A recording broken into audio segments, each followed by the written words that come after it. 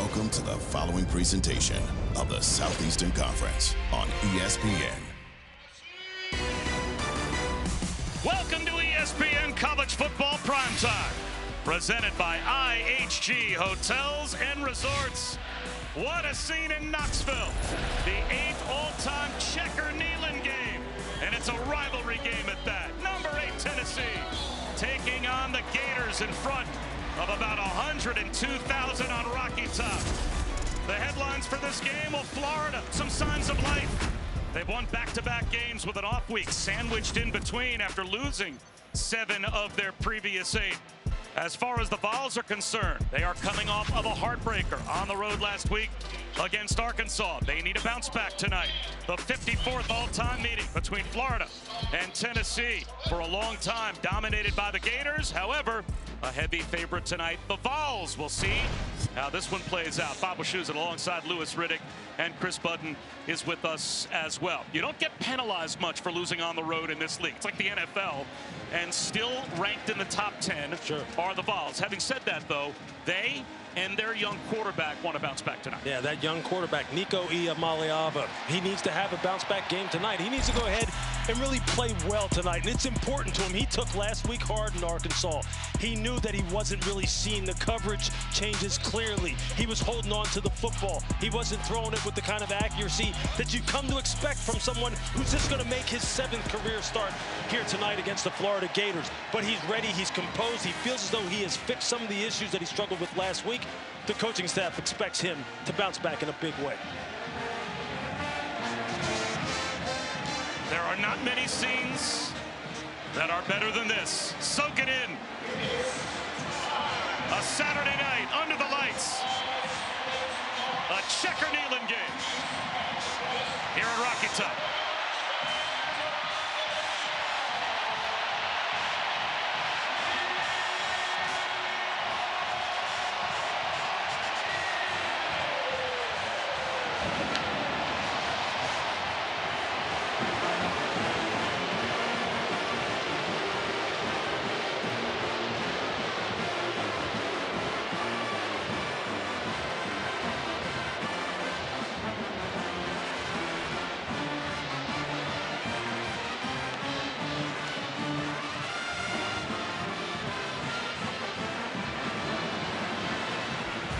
Josh Heupel told us yesterday, nights like this are the reason that you come to Tennessee.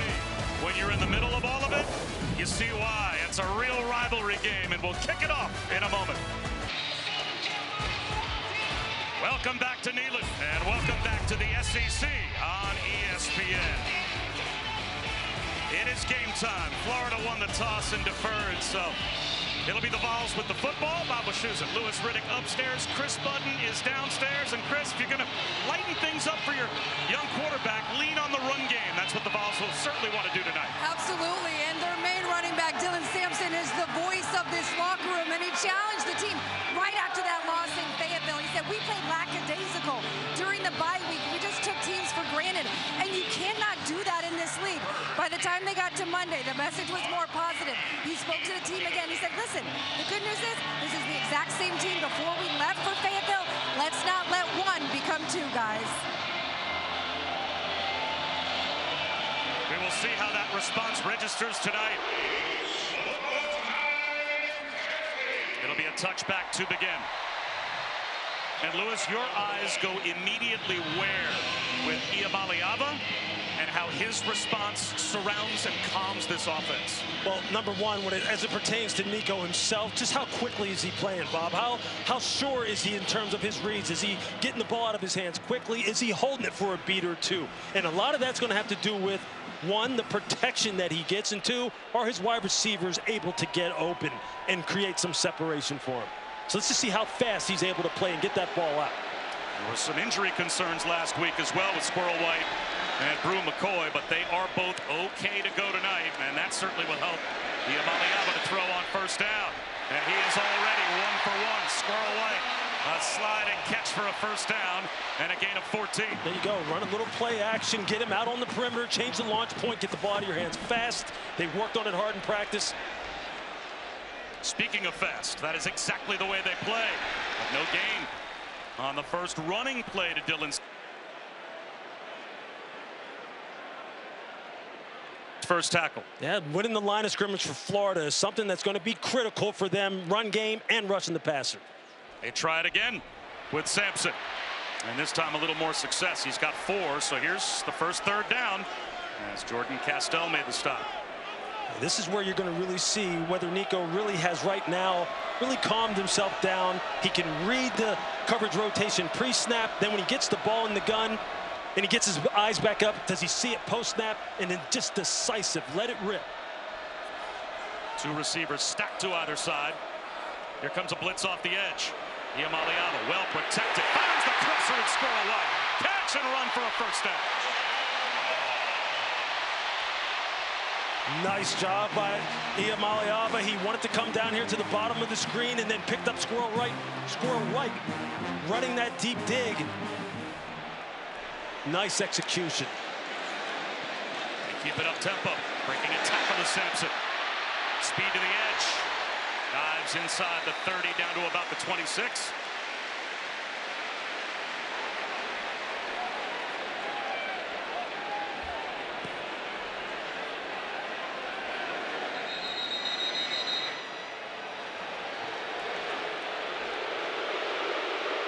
The crowd not happy that the Chains can't keep up with the Vols.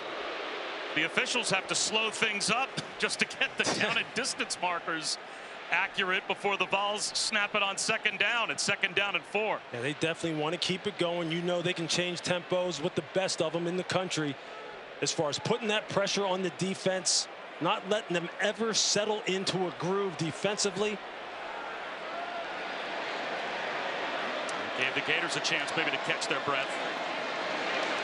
Breaking tackles. Boy, it's tough to bring down. At least the first contact for Dylan Sampson. Jack Pyburn was there. And there you see that jump cut ability of Dylan Sampson, the ability to just get lateral and then get vertical. 3rd and 1. Losing the football is Iamaleava. A fumbled exchange at the mesh point and a takeaway for the Gators. Grayson Howard jumped on the loose ball. Rolling on the field was a fumble recovered by the defense for a first down.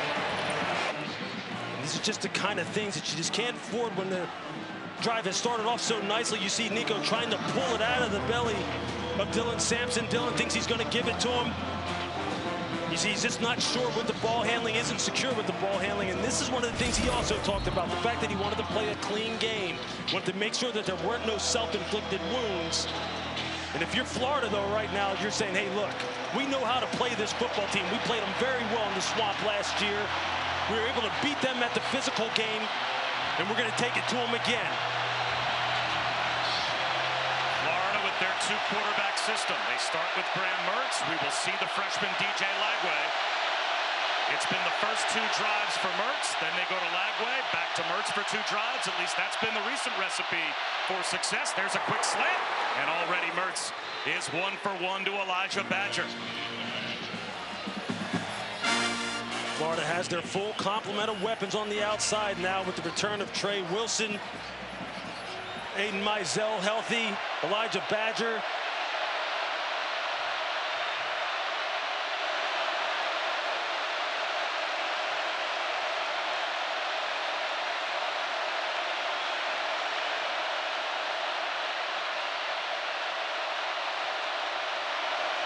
Four-man rush. Mertz is 2 for 2. Another first down. Aiden Hansen, just a button hook right up the hash marks for 12 yards. And boy, Graham Mertz has been, Lewis, a completion machine. Yeah, look, Billy Napier just loves this guy. Thinks that he is a superstar in terms of his decision-making, his accuracy, his total command of this Florida offense. And you can see right now, he is composed. The noise isn't bothering him. They are crisp coming out of the huddle, and he has been on point. They'll run it with Montrell Johnson. That's a tough front to run against.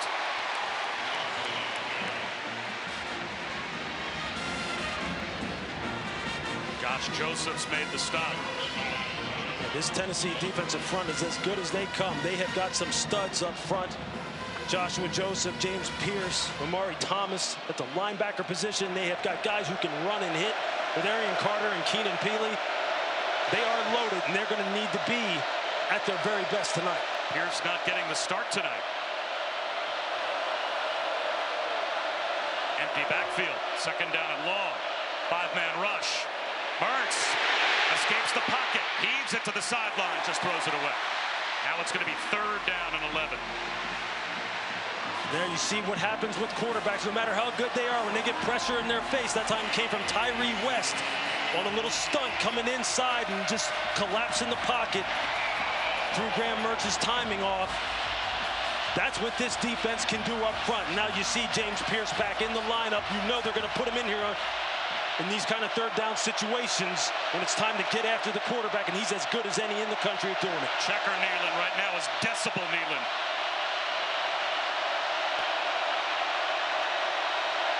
Four-man rush. Mertz over the middle, reaching back to haul it in, but well short of the 1st down line to gain is Arliss Boardingham, the tight end. It's at least 4 yards shy, so now it's 4th and 4 inside the 45-yard line, and we have an injured Vol. And that's Keenan Pili.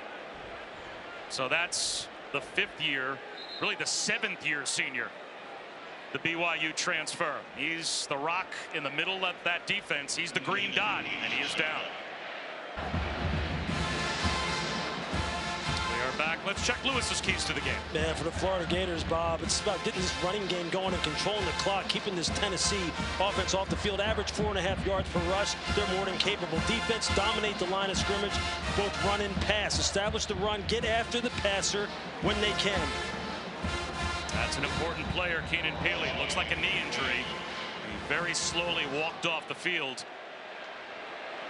Squirrel White, by the way, dinged last week. So they wanted to potentially take punt return duties off his plate tonight. It looks like they have. Jermont McCoy is back at the 10-yard line. And Florida will play field position as Jeremy Crawshaw will try and pin the Vols deep, and does, down at the 10-yard line. Kick off your Sunday with NFL Countdown at 10 a.m. Eastern on ESPN. Fresh off his perfect performance, Jared Goff goes all access with Alex Smith before taking on the Cowboys. And then Week 6 Monday Night Football, a matchup that features the Bills squaring off against the Jets, with first place in the AFC East on the line. 8 Eastern on ABC, ESPN, ESPN Deportes, with Peyton and Eli once again on ESPN2. So Lewis, rather than go for it, get aggressive, Billy Napier plays field position and gives the Vols the long field. It's that renewed confidence in the defensive side of the ball for the Florida Gators. And for a crease is Dylan Sampson, and he fights his way for about 3 yards. Like I was saying, look, Billy Napier says after the bye week, or during the bye week, they really went to work on the defensive side of the football. He spent more time on that side, felt as though that unit needed to play better and could play better. And he's putting their trust in him here early. Play action. Iamaleava out of the pocket. Tucks it under. Flag down in the offensive backfield.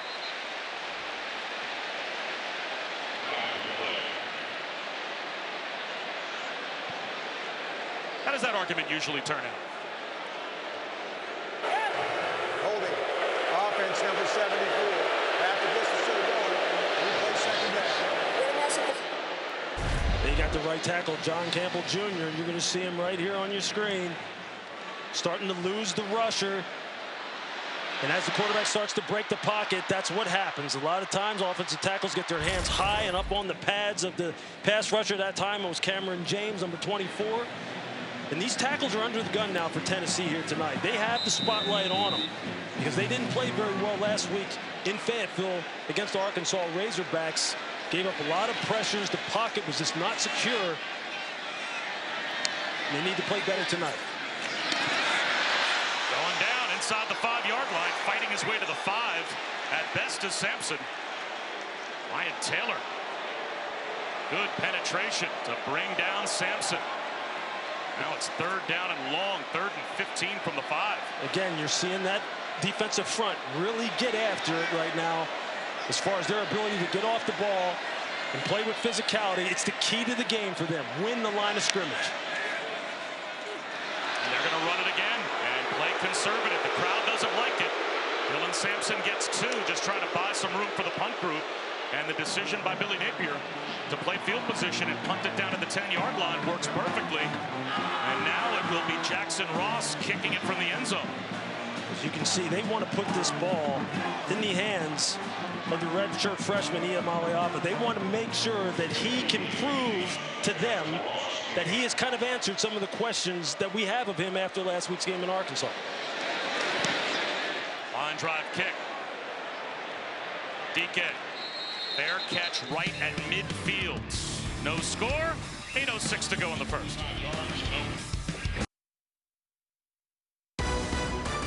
ESPN College Football Prime Time is presented by IHG Hotels and Resorts. 19 hotel brands, one loyalty program.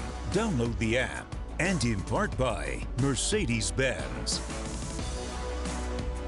This rivalry is heated. It's passionate. It is intense. It's about which state's better, which team's better. Playing in this rivalry game was awesome. What this game really means is that one team will leave with a lot of hope, and the other team's hope will be dashed against the rocks.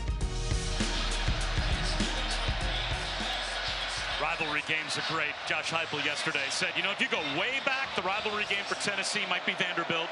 The old-timers would say Alabama, but in my generation, Florida was the rivalry game always for Tennessee. And now, a false start here with great field position for Florida.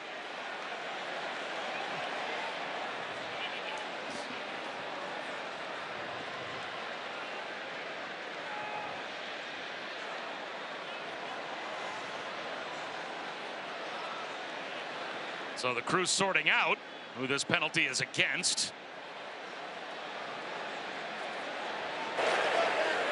Offside. Defensive end was in the neutral zone at the snap. 5-yard penalty. Still first down. And they're going to get 5 yards to the Gators. Let's go down to Chris. Yeah, Tennessee losing a huge veteran presence on the defensive side. I've just been told that Keenan Peely is out for the remainder of the game with a lower body injury. I am watching him walk to the locker room right now under his own power. But not good news for Tennessee on the defensive side. That's a big loss in the heart of the defense, Lewis. What's that? Without a doubt. Look, defensive coordinator Tim Banks, he talked about the fact that 8 minutes, 6 seconds, 8:06 on the game clock, please. this linebacking unit is largely responsible for how well this defense has played as a whole. He's going to be missed. Game clock operator, please reset the game clock. Thank you. We heard you the whole time. They wanted an extra second on the game clock. I'm not sure they can hear them in the press box. It's unbelievably loud in this stadium. Montrell Johnson is the lone setback. Everybody's fighting the crowd noise, including the Gators. There goes Johnson. And he pushes the pile for a couple of yards. 4 of the last 5 opponents have been held under 100 yards rushing by this Tennessee defense. A big factor last week in the loss to Arkansas. The Razorbacks ran for 137 yards. Yeah, they gave it up to them late in that game. They had some breakdowns as far as communication, staying in your gaps. But this team is formidable right up the middle. They have some big defensive tackles that can really hold up at the point of attack. Trey Wilson in the backfield. Hurts floats one down the sideline. Incomplete. Out of the reach of Elijah Badger. So now 3rd down and 3. And you know they desperately like to pay off the great field position that their special teams and defense created for them. And here when you're in plus territory, when you're on the opponent's side of the 50, on the road, your defense is playing well. You do want to go ahead and convert this 1st down. You got to get it to your playmaker. We haven't heard from Chimere DK yet, the transfer from Wisconsin. You see they got a little bit of a condensed formation, expecting man-to-man coverage. Hurts. He's going to run for it. Dives and gets it. 1st down scramble for Graham Mertz as Ricky Gibson forced him down, but not before he picked it up. And you're going to see here, you're going to see Mertz. He's looking at DK. He's looking his way, but he's covered up. Ricky Gibson has him locked down. And Mertz, do not underestimate his athletic ability. He can make plays with his legs. He can throw off platform, get outside the pocket. Look, head coach Billy Napier, he loves this quarterback situation. The fans may not love it with this rotation, but he's comfortable with it. Mazel and Wilson in the slot right. Those are the two wide receivers they've gotten back. And those are difference makers, especially Trey Wilson in the slot. They can fly, Bob. These guys can get down the field. The clock was winding down. To the short side is Montrell Johnson, and he is run out after a gain of only a yard. Gibson and Arion Carter.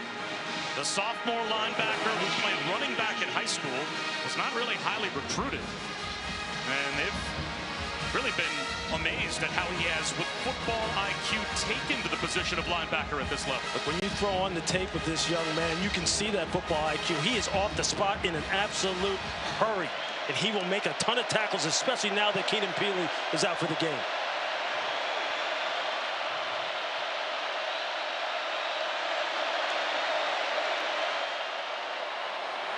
True freshman Jaden Ball with a nice jump cut close to a first down.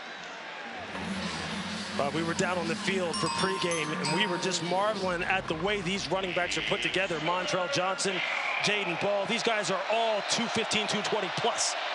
Quarterback sneak, a little push. It depends on the spot. He is right on the line to gain. And it looks like from where the official from the far side is running in, he's probably got it.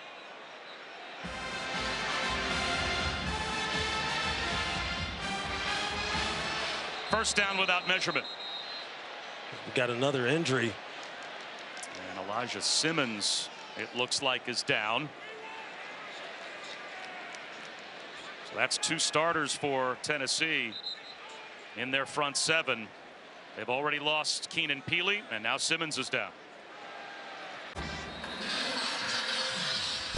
According to our All-State playoff predictor, here are the chances Tennessee has had since the preseason to make the 12-team college football playoff and how it's changed. Preseason, about a third of the way there. Some of their big wins, NC State and then Oklahoma, they were all the way up to 81%. Plunged to 47% with the loss last week to Arkansas. Then look at the bottom of the screen. How important this game is tonight to the Vols.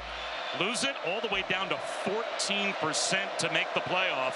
They basically tread water with a win. So they have to win this game. As Jordan Baugh on 1st and 10 only gains about 2 yards. So they're not going to be giving Lewis much credit based on the percentages with a home win tonight over the Gators.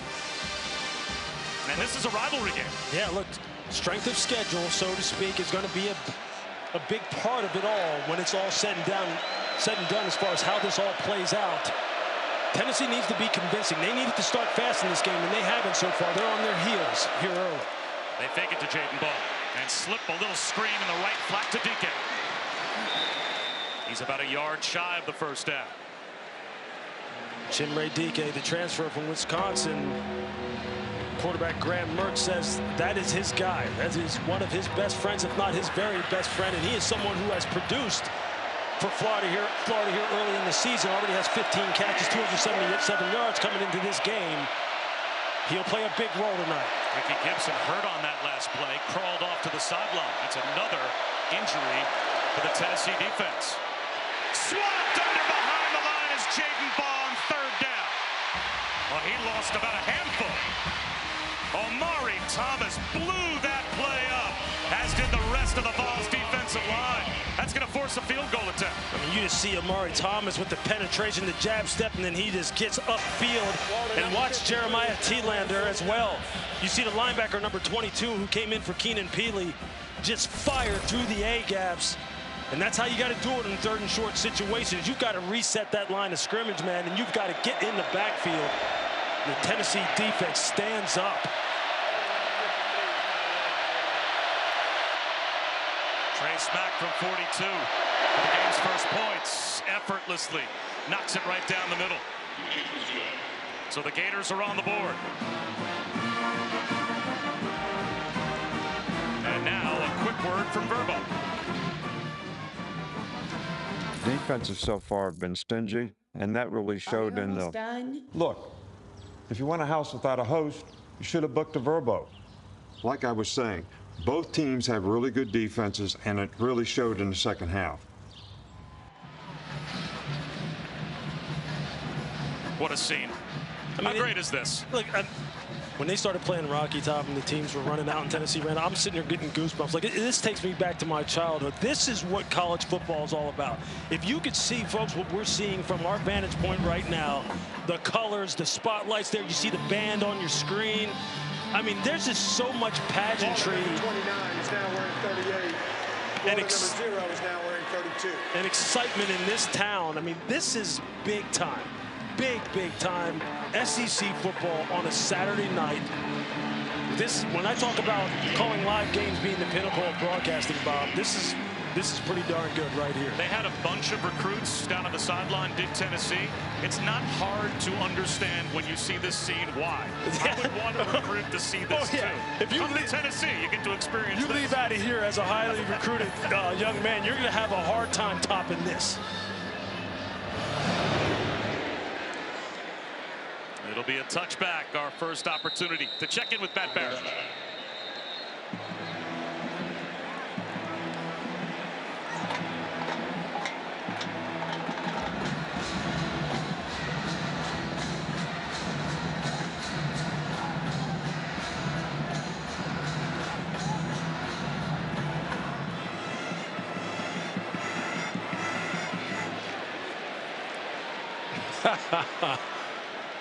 At least Pitt survived too. You know it, baby.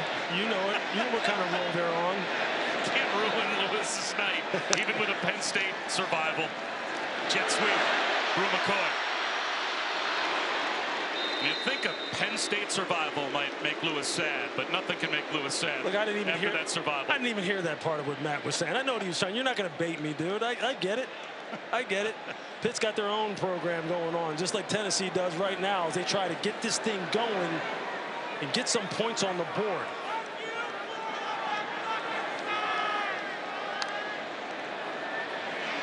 Sean Bishop drags a couple of tacklers. Cam Jackson brings him down a yard short of a first down. Bob, what you're seeing is this defensive front for Florida, the side of the ball again that Billy Napier gave a lot of his attention during their bye week, has really stepped it up. And this time Bishop submarines for a first down and moves the pile. Well, in spite of the fact that they gave up a first down, you're right, Billy Napier said the 3 days that they had of practice during that open date, he said it was like real football, right? And he thinks that was a turning point for their defense. Iamaleava has to escape the pocket again.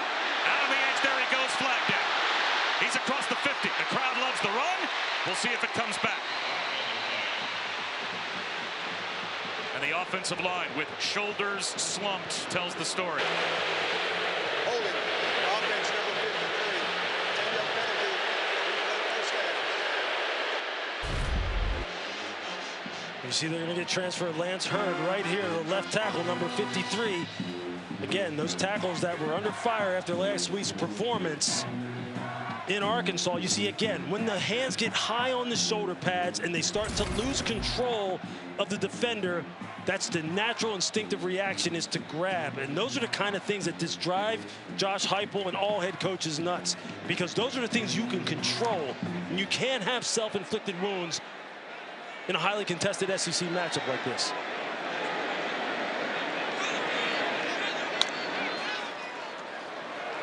Play action, blitz off the edge. There's Brazel, his first catch. Good for about 6 yards, out to the 34-yard line in front of Bryce Thornton. See, that's what they want to see. Nice rhythmic passing. Just get Nico into a rhythm. Tries to stay in rhythm, and it's traffic. Broken up. Unless he held on to it. It looks like he did. Oh, what a catch by Brazel. Unbelievable. But he got popped by Jordan Castell and held on for 20 yards. You're going to see Castell just read the eyes of Iamaleava and come offside with the break. Textbook break.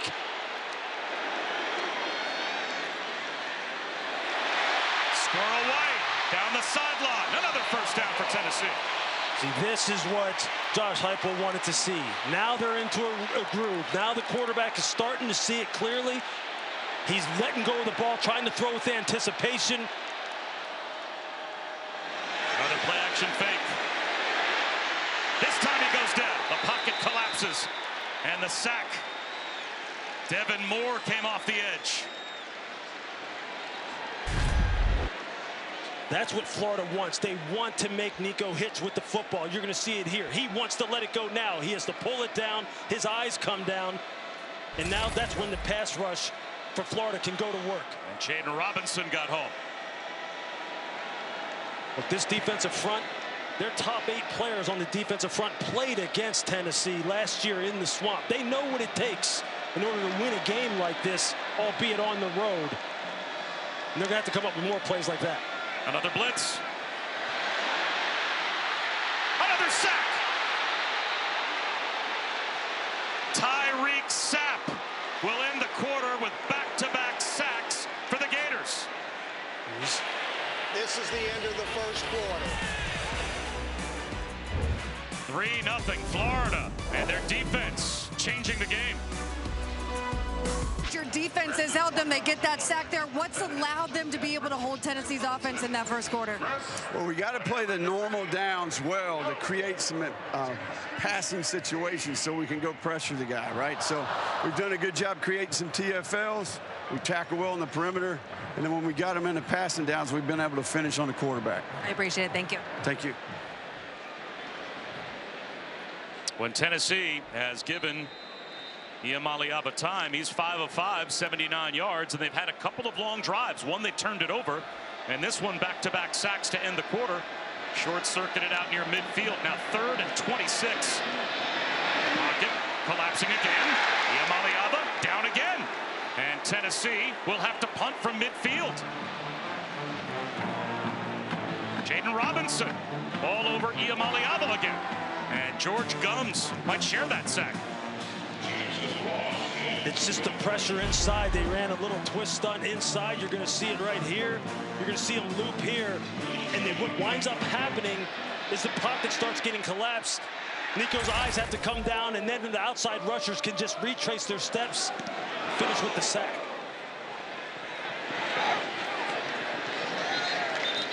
Jim Dike with the fair catch at the 10-yard line. Let's take a look at this week's college football rankings brought to you by Capital One. How big is this week? How big is every week in college football? Right now, Ohio State with a 7-0 lead on Oregon, a battle of top 5 teams, top 3 teams. At that point, how about Alabama surviving against South Carolina in that wild one earlier today by 2? You can take nothing for granted this season. You have to watch all of these games, and you have to watch them to the very end. And I'll tell you what, you better watch this game to the very end, because I tell you, this young man running onto the field right now, number 2, DJ Lagway, he is a human highlight reel. He is big, he's strong, he's fast, he throws a beautiful football. I think you're going to be in for a treat when you see this young man unleash here. This has been the Gators formula. First couple of possessions from Ertz, and then Lagway gets a chance. He'll hand the first one off, and right up the gut, Montrell Johnson. Out to about the 14-yard line before he's turned back by Christian Charles. You want to know one of the things that you notice from all the way up here, and I'm sure the folks at home notice it on their monitors. Do you see these young men, how they are playing with physical? I mean, these guys are flying. These guys are hitting. This is big-time college football, folks. It is so noticeable. It's jumping off the screen at you.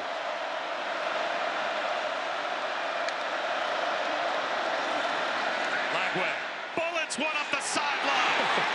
DK makes the catch. Oh, was that on a rope for 17? Look, man, it just looks different when it jumps off of this young man's hand. I mean, you just see this big body here after the zone replay action. Fake just get out there. Just look at this ball.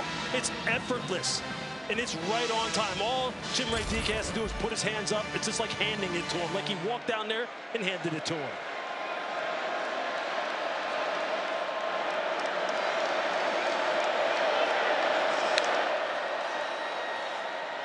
Another handoff. And a good run at that for Montrell Johnson. Chris, why does this 2-quarterback system with these 2 guys work? It's the relationship between the 2 of them. When we met with Mertz yesterday, he said he's been shocked by DJ's humility at his age. Mertz said, when I was a young quarterback, all I really wanted was the older guys to help me out. So I tried to do that for him. Because at the end of the day, he makes our team better, and that's what matters. And Mertz embracing the role as the tutor, and Lagway being so willing to be tutored. It's rare. And there goes Johnson. He's got a first down. And Lewis, I was struck when Graham Mertz told us they're roommates on the road. Yeah. You know, like Graham Mertz said, Shamir Adike is my best friend. Someday he will be the best man at my wedding, right? We are that tight. Sure. Where he's the best man at my wedding, right? So we're that close. And yet that's not his roommate on the road. He has taken DJ Lagway and said, you be my roommate on the road. Let's have that kind of a relationship and spend that kind of time together. So that ego pull of I'm the starter, I'm protecting my job. You're the young pup and I'm going to keep you at arm's length. That doesn't really exist between these two at all.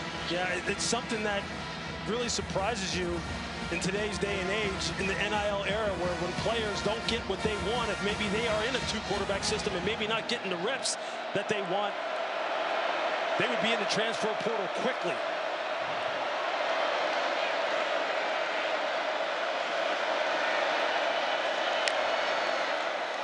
Four-man rush. Lagway breaks a tackle right up the middle of the field. A slide short of the first down. Gave himself up before he got to the line to gain. Broke the tackle of David Hobbs. Third down and short. You see David Hobbs with a very nice pass rush. You see him with the arm over. He's able to get penetration on the pocket.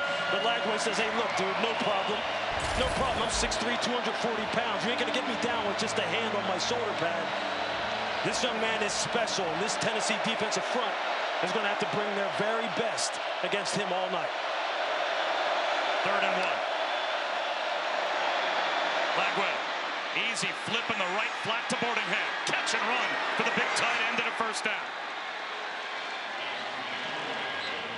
Again, just nice ball handling on the part of DJ Lagway. And you're going to see him here just get out on the edge there and just flip this ball nicely to Boardingham. A nice, easy touch throw so that he can turn it upfield in full command of the entire offensive operation right now. And see, this is why Billy Napier says, look, this 2-quarterback system is working for me, because both of these quarterbacks are able to settle into a rhythm and move the football. Zone read. Jacoby Jackson. 3 yards.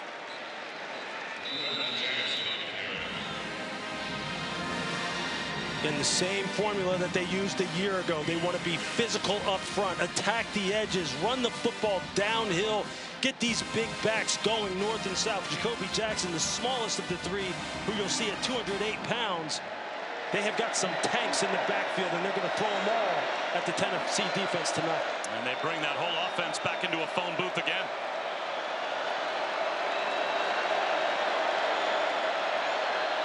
Check with me from Lagway. That's a broken play in the backfield. Lagway turned and bumped right into Jacoby Jackson. That play was stopped before it got started. They lost 2. You can see Lagway's expecting him to turn and hand the ball off to his right. And Jacoby Jackson's thinking, look, he's going to run the counter to his left. And they just bump into one another. Again, it's loud, it's raucous here. This is one of these situations where you can have some miscommunication. Timeout's going to be called from the sideline by Coach Napier. Florida, they're first. So they will talk over before 3rd down and 9. ESPN College Football Primetime, presented by IHG Hotels and Resorts, is brought to you by Burger King. You rule. And the new 2025 Hyundai Tucson Hybrid.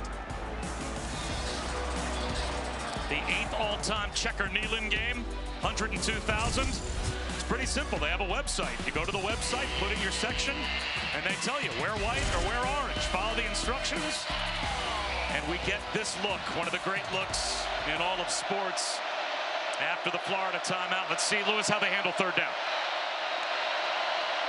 Lagway, screen out to the edge. Montrell Johnson, I think he might have a first down. Right at the line to gain. Where did they spot it? It is very close. It's a big-time individual effort by Montrell Johnson. You see they have 2 blockers out there on the edge for him. And they're just going to get the ball out to him quickly, and then he's just got to get the ball north and south. As you see Boardingham And Elijah Badger out there lead blocking for him. He just puts his shoulder pads down and fights for the extra yardage. And I talked about these running backs and how these guys are tough to bring down. Their lower bodies are put together. Johnson, number 1 at 218 pounds. Jaden Ball, 227. Well, those chains are no more than about 3 paces away from the football. They still have to bring them out to measure. Billy Napier was confident. He signaled first down. He spoke too soon. So now a 4th and inches call for Florida in the red zone. The replay booth is swaying in as well to make sure it's an accurate spot. Where was the football? Montrell Johnson went down. But looking at the replay, I thought he had it. I thought his knee wasn't down, and that ball had broken the line of the game. That's a tough spot, man. I mean, I don't know how you judge that, considering how fast all that happens, but what a great individual effort by Montrell Johnson. Here come the big bodies. And there is no doubt about it. If they stick with this spot and keep this 4th and inches, Florida's going for it. Well, Bob, you got a 240-pound quarterback.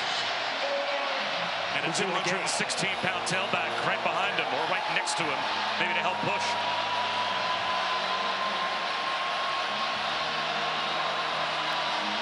I mean, I know there are going to be people at home going, why would you get in the gun when you have a 240-pound quarterback who's just an absolute freak of an athlete?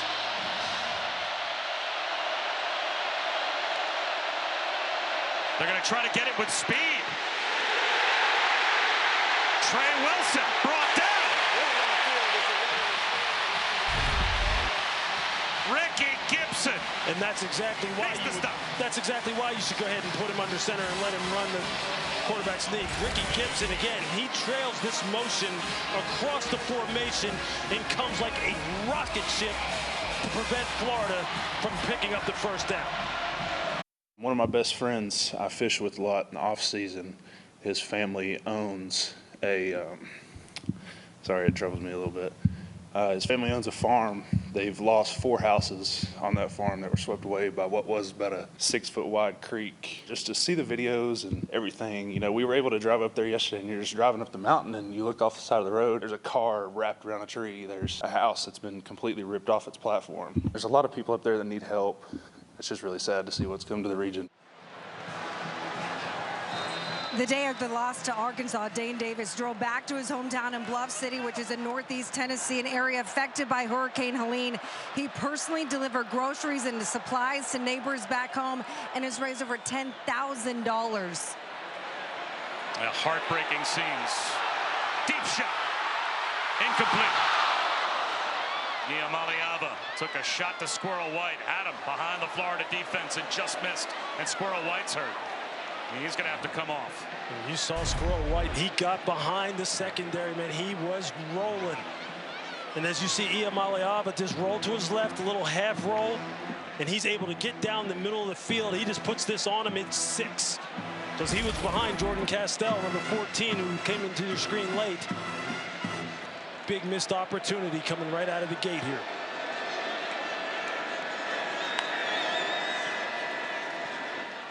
Keeper. Niamaliava.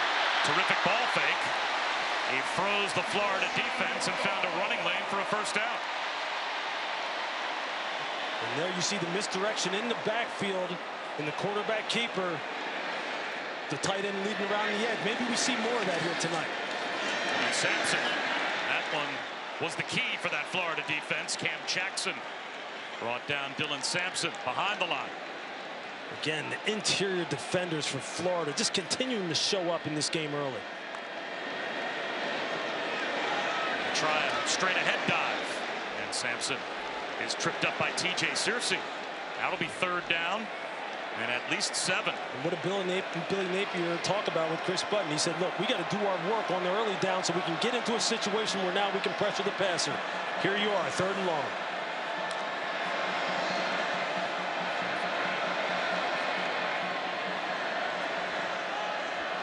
We'll look over, and will there be a Florida adjustment? You're bringing pressure here, you're dropping out. I think here on 3rd and long, you want to continue to put the pressure on him, or use some simulated pressures. Make him think it's coming and drop out with 7 or 8. And here they bring extras. Iamaleava, deep shot down the sideline, incomplete. He had Chaz Nimrod turned around and missed him. And there, Chaz Nimrod, we talked about him early in the game as a guy who just has blazing speed.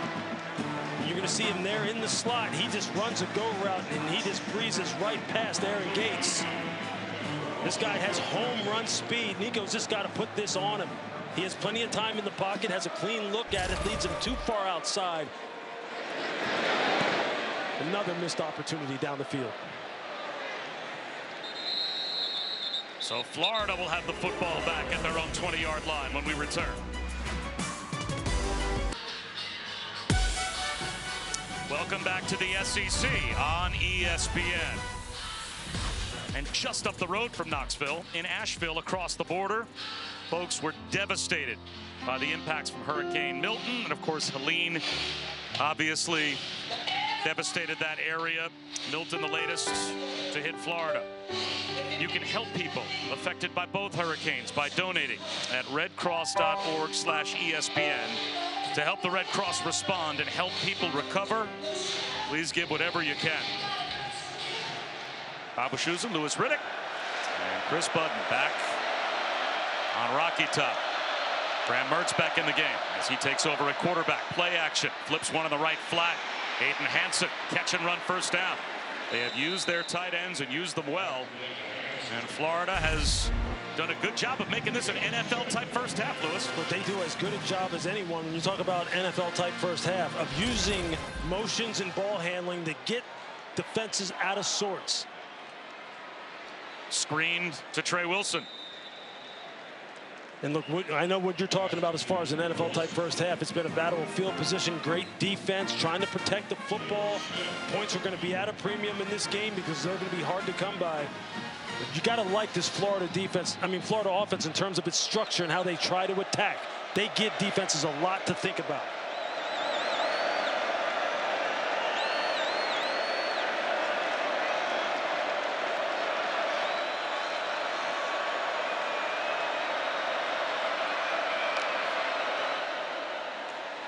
There's a crease.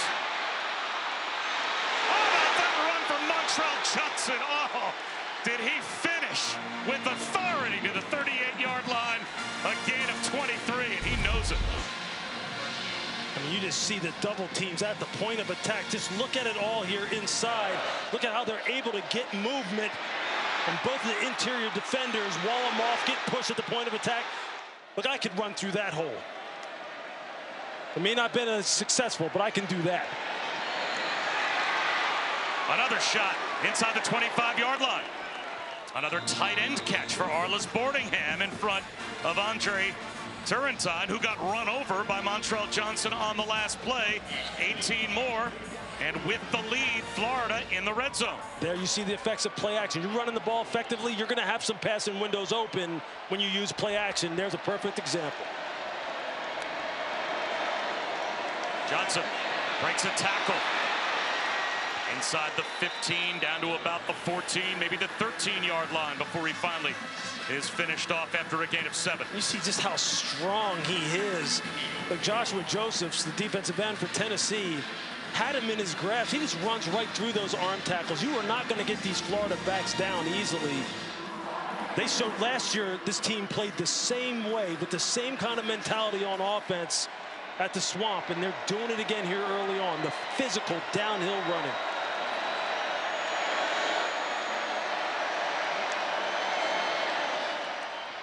Another handoff to the workhorse. He's inside the 5. Johnson at the goal line, just short of the end zone. And Florida wants to go quickly. They want to get right back up to the line of scrimmage. They're just blowing them off the ball. You see them, they are just getting people on skates, getting their shoulders turned. And Montrell Johnson, he will finish, just like 13 Jaden Ball, just like Jacoby Please Jackson. reset the game clock to 3 minutes, 44 seconds. 3:44 on the game clock, please. Thank you. Omar Norman Lott is injured, or Florida was ready to run right back up to the line of scrimmage and snap the ball from inside the 1-yard line. That's an important player, though, for the Tennessee defense, and they've lost several. Again, they lost their inside linebacker, Keenan Peely, for the rest of the night with an apparent knee injury early in the first quarter. Well, the Lynx won a Game 1 overtime thriller Thursday night. We'll have Game 2 of the best-of-5 WNBA Finals between Minnesota and the New York Liberty tomorrow afternoon, 3 Eastern on ABC and the app.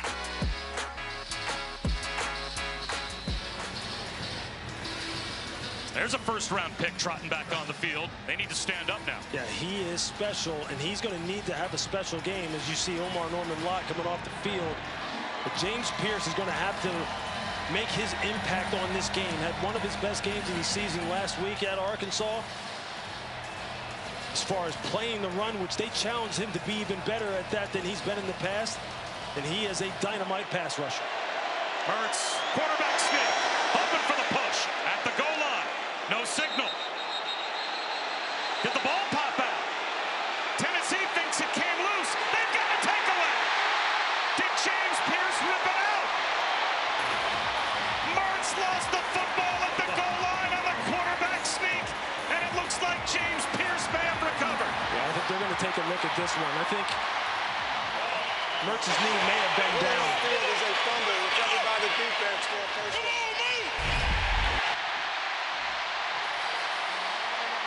Get another look at it here. You can see Mertz just fighting. Please reset the game clock for 3 minutes. Maybe his knee was off the ground. That's a little bit different angle. Is that shin down? Can't see it from that angle. Please reset the game clock at 3 minutes, 18 seconds. Was that ball coming loose is the question. And you see, we just talked about James Pierce has to make his presence known. 3 minutes, 18 seconds, please. I don't know that we've seen a replay yet that would say a body part was down before the ball recovered by popped the out. defense. The play's under video review. Yeah, this is the best angle of it here, Bob. You're going to see here. I don't think Mertz's shin is on the ground. Or his elbow. Or his elbow. Off the ground, off the ground. Nothing's on the ground yet. Nothing's on the ground. Right Ball's there. coming out. Wow. I don't think you can overturn it. I agree. And that's what we're talking about. That's the kind of thing that James Pierce has to make his impact on. And there you see it. Never give up. Always pulling at that football. Fighting for possession of that football. And he may have made a huge play for the Tennessee defense here late in the second quarter. Well, Tennessee went right down the field on their first possession and then fumbled on an exchange between Iamaleava and Dylan Sampson. So we have seen a couple of big fumbles take points potentially off the board for both teams. This is a 3-0 game where there have been opportunities for both teams to put points on the board and miss. Weird things happen in rivalry football games in college football. After video review, the ruling on the field stands. First down, Tennessee. So Tennessee gets the takeaway. The forced fumble at the goal line by James Pierce Jr. rips it away from Mertz. And they will start 99.5 yards away from the opposite goal line. But they hold Florida out of the end zone. Yeah, that's a big-time play by a big-time playmaker. And now, as you see Josh Heupel on your screen, he's got to make sure he manages this situation correctly with his young quarterback. They are backed up, and this Florida defensive front has been getting after it. Be sure with your ball handling, no turnovers, be clean down here. Deshaun Bishop, breathing room, and then some. Out to about the 6-yard line.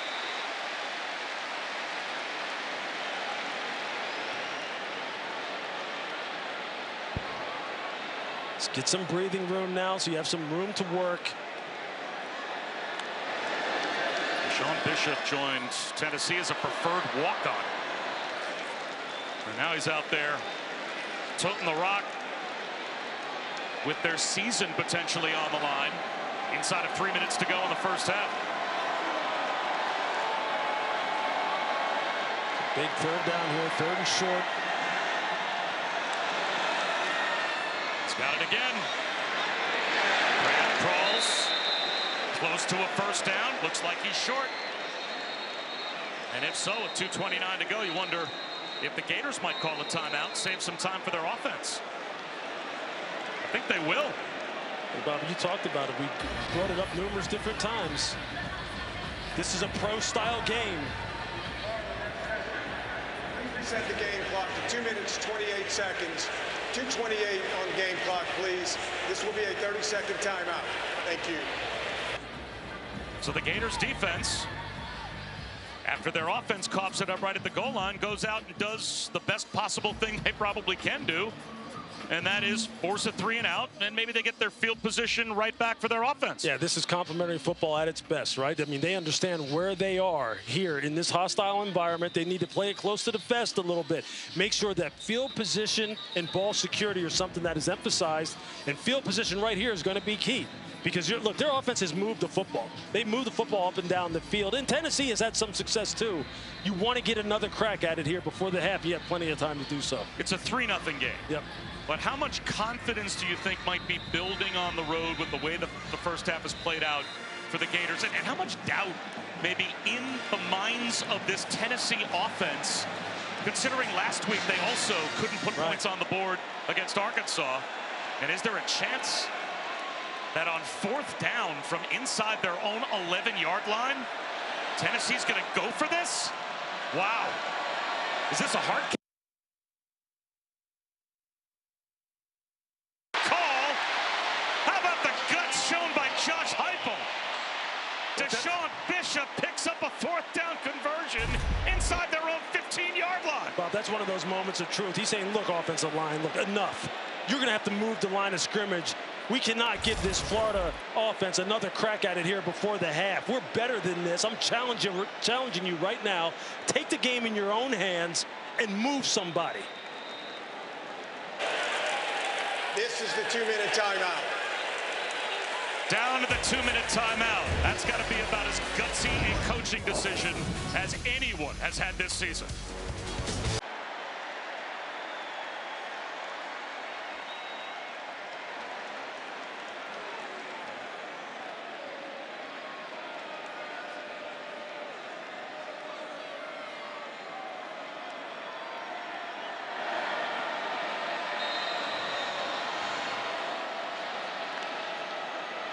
Well, Matty, after Tennessee goes for it on 4th down from their own 11-yard line, they've got a fresh set of downs at their own 15. Iamaleava, a middle screen, and it goes nowhere. Let's check in with Chris Button. Bob, after that 3rd down play, Nico Iamaleava looked right at Josh Heupel, pointed to his chest, and he said, let's do it. The punt crew was not even near. They were going to go for it that entire time. Wow, that's still a very, very bold button to push. 4th down from your own 11. Josh Heupel pushed it. Now, how do you pay it off? Bob, they got to get some chunks now. You can't be running wide receiver tunnel screens. You got to get this ball down the field. They've been behind this secondary. They got to hit on one. Iamaleava to the sideline. Ethan Davis.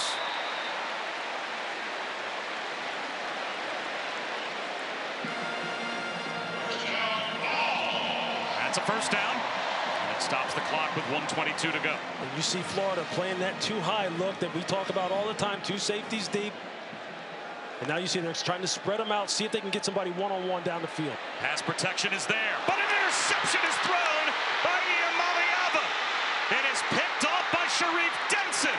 The takeaway by the Gators, and they're back in business. Plenty of time on the clock, and they've got a timeout.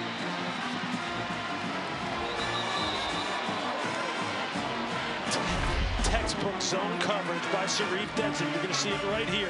He's just going to step right in front of this switch release, right into the throwing window. Good eyes on the quarterback. Good periph of the receiver combination. Personal foul, unnecessary roughness. Offense number 74. Half the distance to the goal. First down. That's how you play zone coverage, where you put your eyes on the quarterback, feel the receivers, and that's just a bad decision on the part of Nico Iamaleava. You can't throw that football and stare down your primary and not move underneath zone defenders with your eyes and expect to complete it. You stare them down You lead the defenders right to where you're going. You see him right there. He never looks him off. He's looking right at his primary. That's something he's going to have to get better at. And he says right there, look, he knows he made the mistake. That's the cost of not getting this ball out of your own territory here. If you go for it on the 4th down and you make it, you turn it over. This is worst case scenario. And if you're Florida, you got to punch this in with 6. And John Campbell Jr. commits a personal foul. Half the distance, puts them down at the 11-yard line.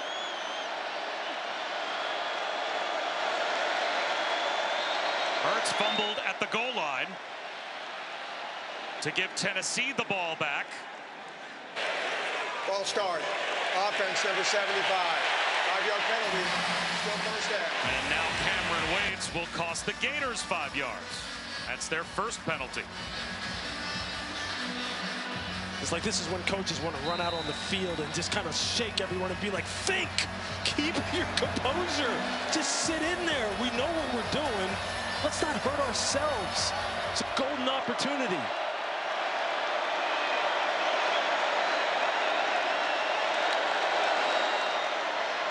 Swing pass, incomplete through the hands of Montrell Johnson. See, now you're behind the sticks, right? You have a great turnover. Now you're sitting here at 2nd and 15.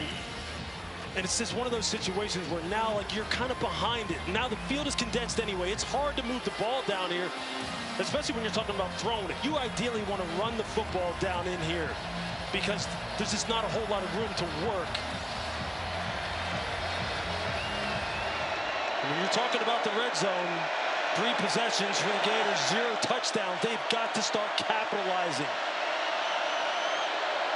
And Billy Napier is upset and has to call a timeout. Timeout. Florida, their 3rd and final. It'll be 30 seconds. You're calling a timeout there with the clock stopped. See, you want to save that timeout if you can. Who knows game management-wise how you might be able to use it. And he had to call it angrily with the clock stopped. He's not happy with his team and how they were lined up. And this was one of the things he talked to us about. Look, he wanted the operation to be cleaner, and he said that they worked on that during the bye week as well, that they were hurting themselves. Just from coach to player communications, making sure that the substitutions were correct and making sure everything was smooth. When you call timeouts in this situation, what you're telling the coaches is this is not good enough still. A prime opportunity here. It has to be a smoother operation. And for all intent and purposes, Lewis, this is 2nd down and goal. I mean, 2nd and 15 from the 16. They could get a first down inside the 1. But this is really almost a goal-to-go situation all the way back at the 16-yard line.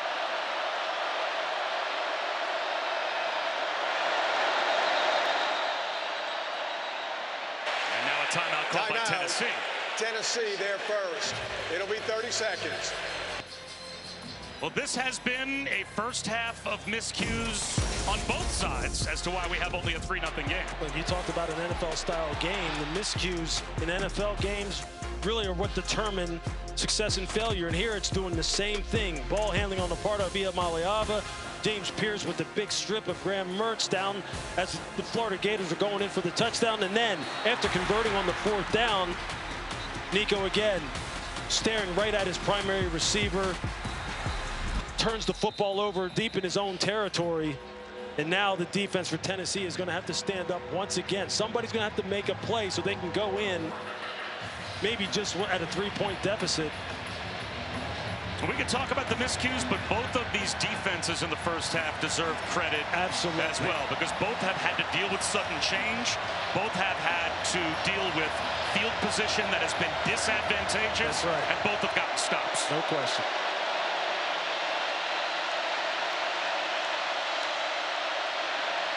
Mertz, there's the tunnel screen, but again, it goes nowhere. Trey Wilson brought down after a gain of a yard by Boo Carter. Would Tennessee think about using a timeout? It's 3rd down from the 15-yard line. They could get the ball back for their offense. Looks like they're going to let the clock wind all the way down. And if you're Florida, let the clock wind all the way down, right? I mean, they'll probably just run the ball here and set up a field goal. Take as much time off the clock as possible. You played pretty good football here, especially defensively. On the road, go ahead in here with the lead. See if you can tack on some more points. Hurts, sacked. And that's going to make the field goal a little more challenging for the Gators. Boo Carter and Omar Norman Lott back in the game, collapsing on the quarterback. It's a bit of a fire drill here for the field goal group because remember, they are out of timeouts. And there you see defensive coordinator Tim Banks. He dials up the pressure. He puts them all up on the line of scrimmage, more than Florida can block. And there you see it, Boo Carter, the freshman, coming off the edge. Trey Smack with a flag down, knocks it through from 43. But we'll have to check the penalty marker.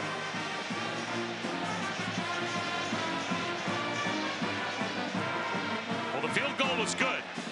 If the operation was clean for Florida and the penalty was against Tennessee, then I would assume Florida would just decline the penalty and leave the 3 points on the board. Illegal substitution. The offense had 12 players in the formation. 5-yard penalty. Still fourth down.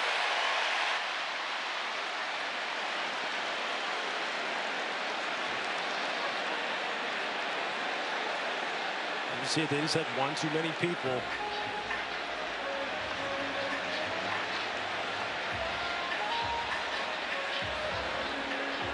An extra offensive lineman came running onto the field late. Again, those substitution errors. Controlling things on the sidelines, making sure the right people are in the game, making sure everything is clean, no self-inflicted penalties. Those are just errors of concentration. Getting caught up in the moment, not paying attention. I would think that would be a 10-second runoff, The clock was though. running for the illegal substitution foul, which qualifies for a 10-second runoff. Yeah. The half is over. That should end the half. And if the clock's running there, that's critical. That would be advantageous to the offense to get the penalty. So that should result in a 10-second runoff. It does. And that means Florida comes away empty. That's just a critical error, and that's what we're talking about. And now you go back to Billy Napier having to call that timeout, Lewis, with the clock stopped. If they had the timeout to call. And he talked about that with us. Look, they wanted to clean up this part of the game, make sure that they weren't hurting themselves. They'll regroup at halftime. But wow, what a wasted opportunity for the Gators. Halftime report, back to Matt.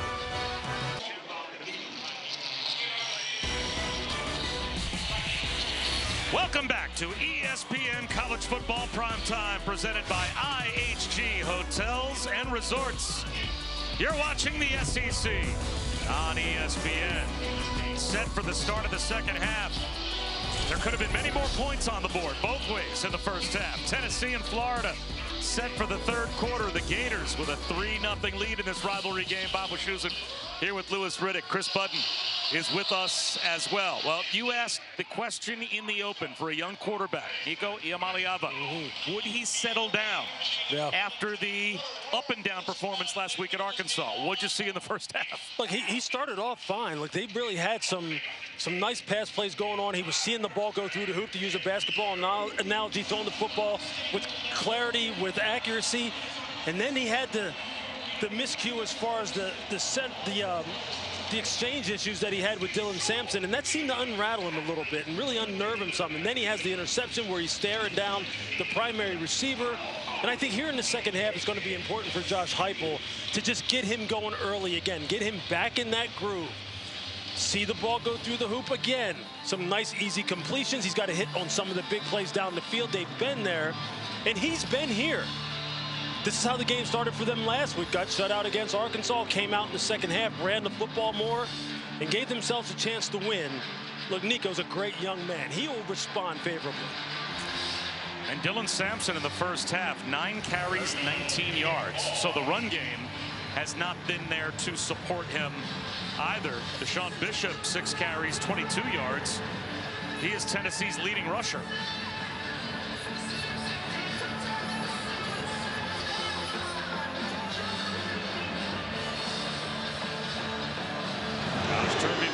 Sends it deep.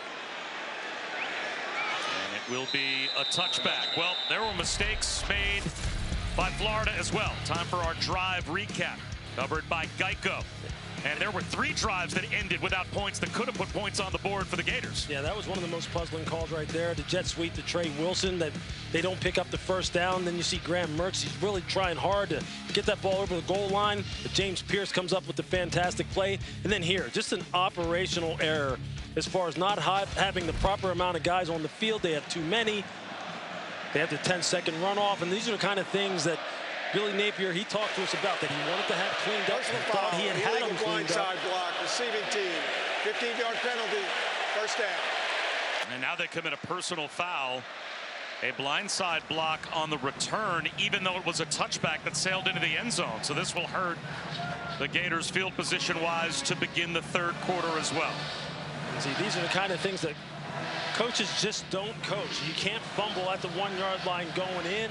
You can't have penalties that take points off the board.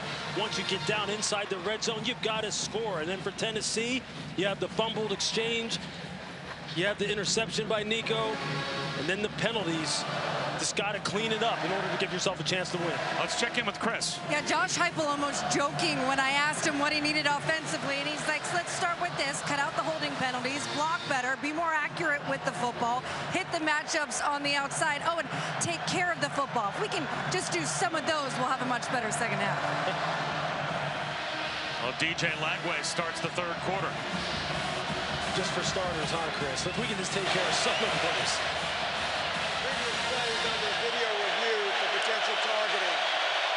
So now they're going to go to the replay booth to see if the penalty that was called could actually end up being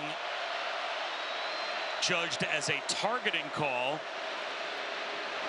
And this will further delay things and could result in an ejection.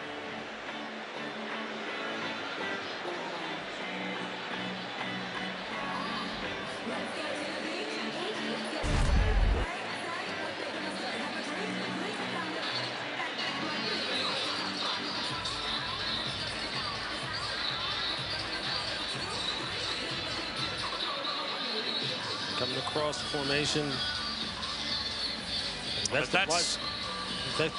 the blindside block. Are they talking about that one? Okay, there's 2 different ones, because there's 2 different blindside blocks on the play. Which one are they calling here? There's going to be one here, and there's one here.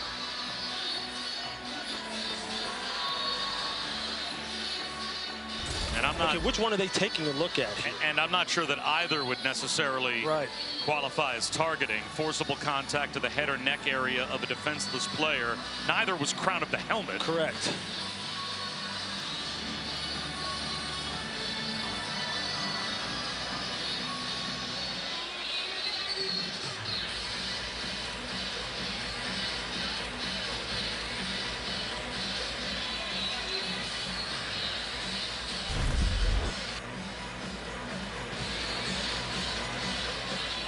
Got it coming in here. And we've got one back here. You have 2 different situations that when we look at it, we could be talking about. There's one, and then you have another one right there. After video review, there is no foul for targeting. However, the personal foul for the illegal blindside block will be enforced. First down. So they'll leave the football half the distance right where it is, just across the 12-yard line, and that's where Florida will begin. And again, DJ Lagway is going to start the third quarter.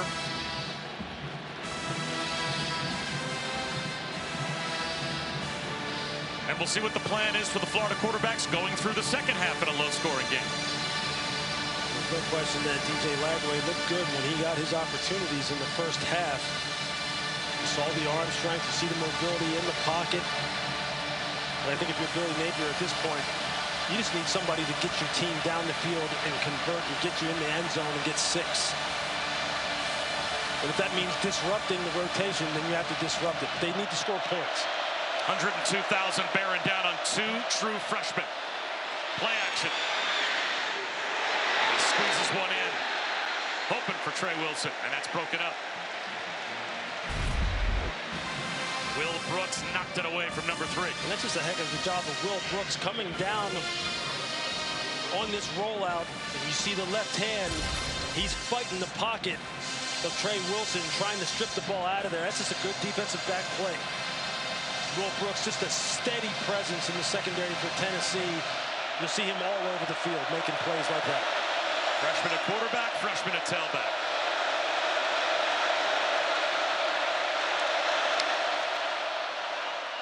The give to Ball. And Jaden Ball brought down behind the line.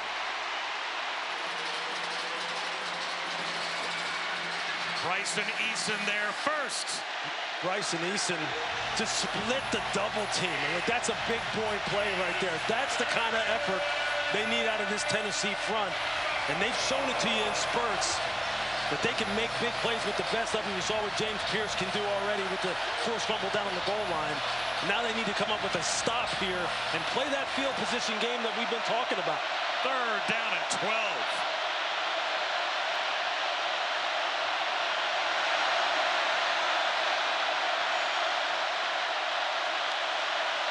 Four-man rush. Lagway. Hit from behind. Down he goes. Omar Norman Lott with the sack.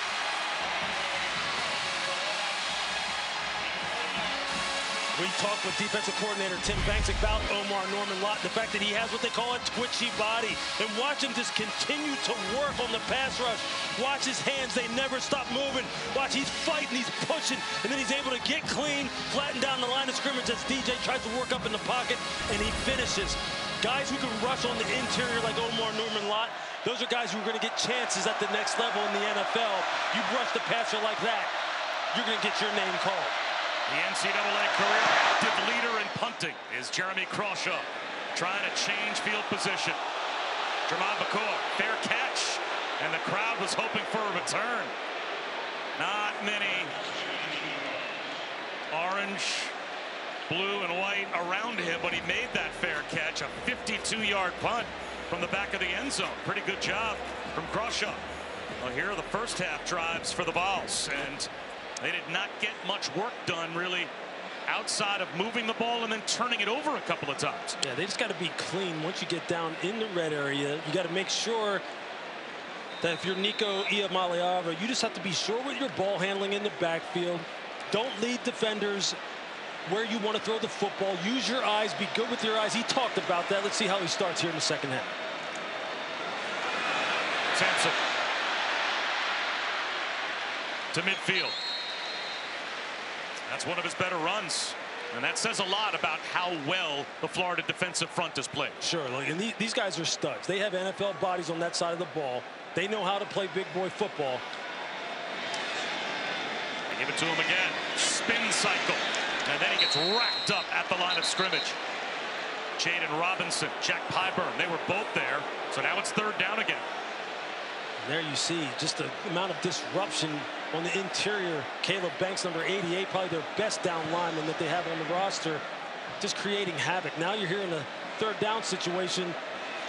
Nico's just got to be good. Just protect the football. Read this out. Be good with your eyes. Vols are 2 for 7 on 3rd down. A rollout. Pass in the flat. Sampson's going nowhere. It's going to be 4th down near midfield. Sharif Denson made the stop.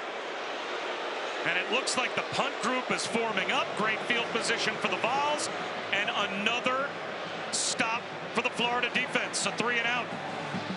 We talked about Nico and his ability or his need to play with good eyes and make sure he's not leading defenders to where he wants to throw. That's great eyes on the part of the secondary of the Florida Gators.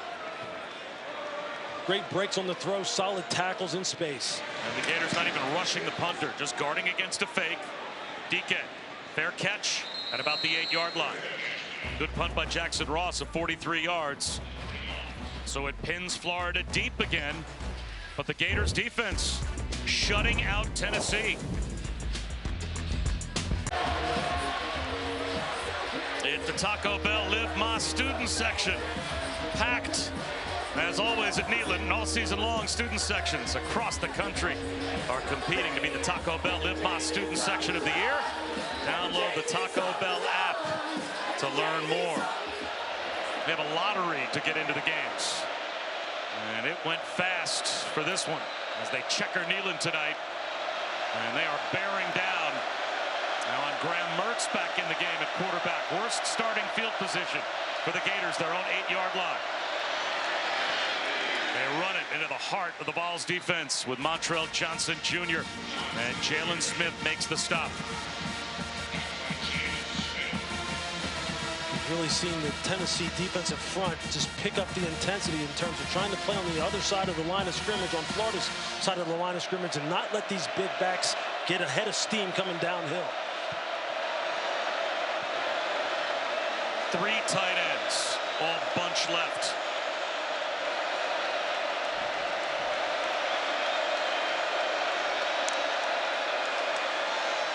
Mertz over the middle, and he finds one of them for a first down. It's Hayden Hansen.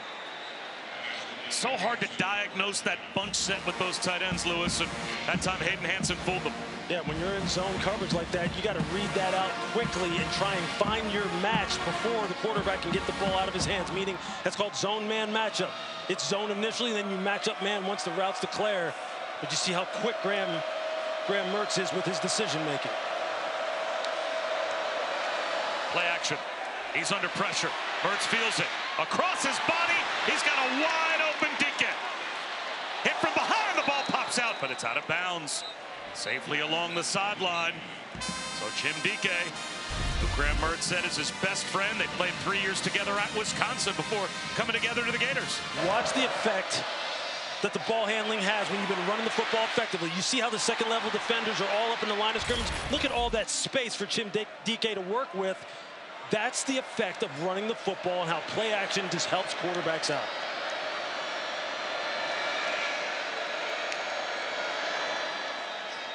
Johnson down the sideline. Just about broke it. That was a one-on-one touchdown saving tackle by Christian Charles. And now Montrell Johnson's hurt. Timeout for an injured player. He got his leg caught up at the end of that run. And it looked like, look, in the NFL, that's tough to see. Fell on the back of his legs. Hope he's okay. ESPN College Football Primetime, presented by IHG Hotels and Resorts, is brought to you by White Claw. Grab life by the claw. Please drink responsibly.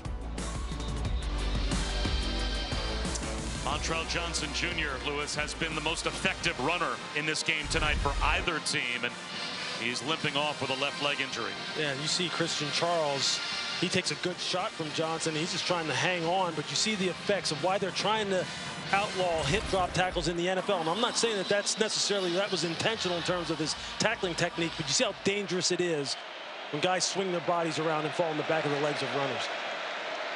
So that brings Jaden Baugh, the true freshman, in. With Florida in business, a first down in Tennessee territory, and a good run by Baugh. He found a little crease off right guard, picked up 4, maybe 5. Josh Josephs makes the stop, so again making it second down and manageable, and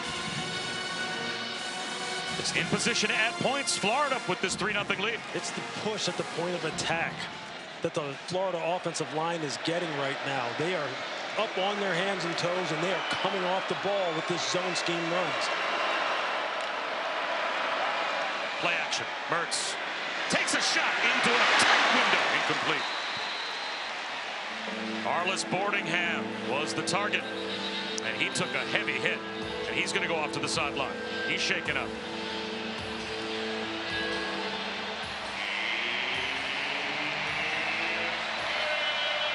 There have been a lot of missed opportunities by both teams tonight, and these the missed opportunities for the Gators. 4 red zone trips, and they only have 3 points on the board. They have moved the ball at will in between the 20s. You see the play action passing game is really going. The zone, wide zone runs, the inside duo runs that go downhill with a lot of push to point at the attack.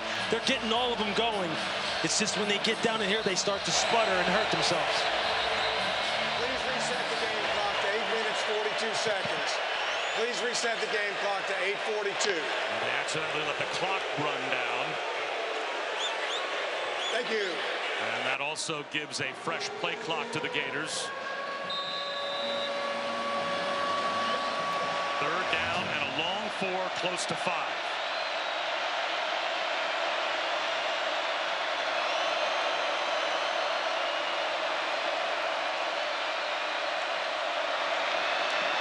Hurts. He's going to take off and run. Makes a nice move into the secondary and gets dragged down in the red zone, but easily picks up a first down and then some. 15 yards on the scramble. You see immediately, first read is not there. He pulls it down. He sees that the linebacker, Jeremiah Thielander, had taken away his primary option. And we said, Graham Mertz has very good scramble ability. It may not be at the level of DJ Lagway, but he can pick up firsts. He made a move on Boo Carter. And now again, they tighten up the formation.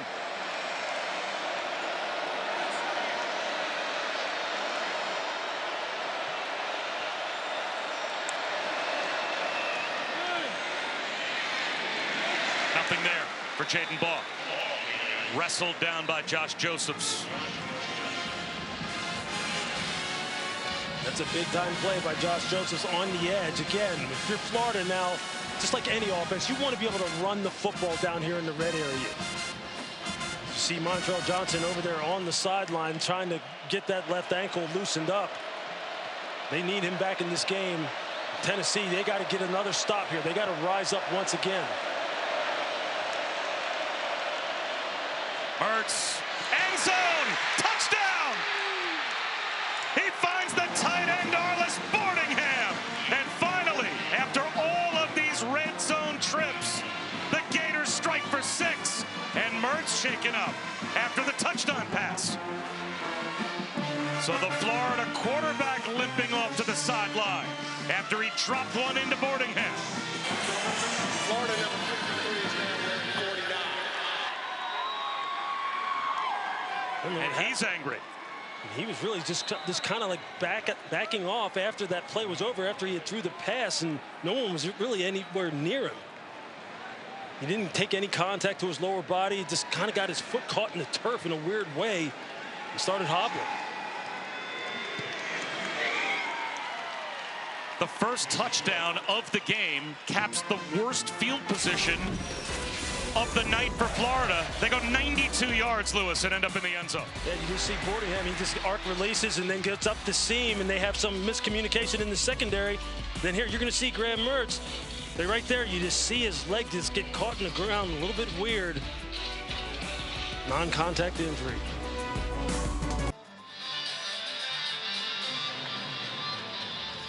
A touchdown for the Gators, but a limping quarterback, Graham Mertz, goes into the injury tent, and Lewis, the oddest of injuries.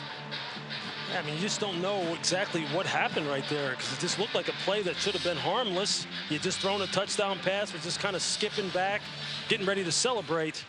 Man, you just hope he's all right.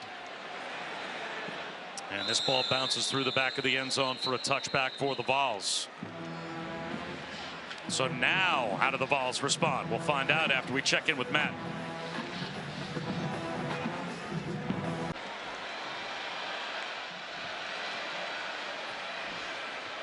Wow.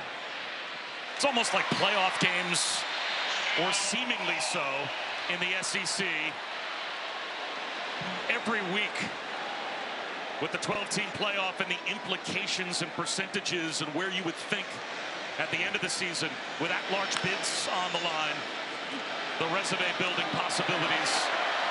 These games might end up, but a quick strike, and now Dylan Sampson brings Tennessee out to midfield. After Nimrod caught one, down by 2 scores. Sampson took a pop as well. Yeah, the crowd thinking there may have been helmet-to-helmet contact there, or maybe they thought there was a targeting type of situation. Bryce Thornton with the big hit on Sampson. And then also there's someone that injury down on the field.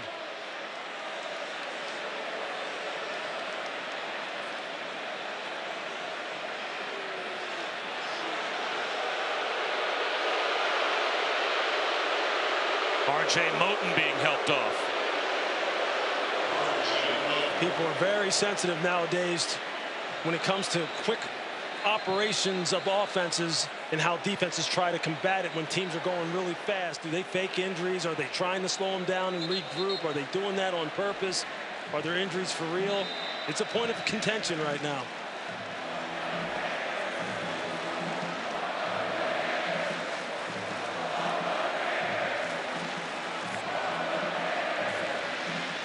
So second down and 2 near midfield. Holden stays in motion. It's very close to a first down on the dive. Caleb Banks made the tackle on Sampson. It is a Tennessee first down, and they get quickly lined up. They're going at hyper speed. Maliaba on the rollout, across his body, reaching up, climbing the ladder, and pulling it in is Brazel. 23 yards. And here you're seeing the effect of the running game getting going. They've been rolling Nico out, giving him some half-field reads, and here he's able to get his shoulders square. Throw the completion to Brazel. Nice catch by Brazel, going up, taking that ball out of the air. A little slip screen, but off balance.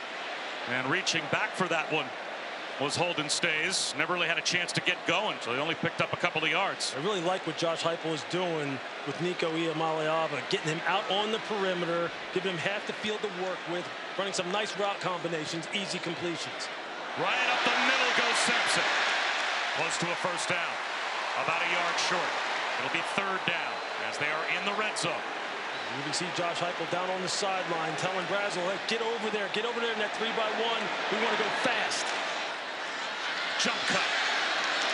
And it looks to be good enough for a first down for Dylan Sampson.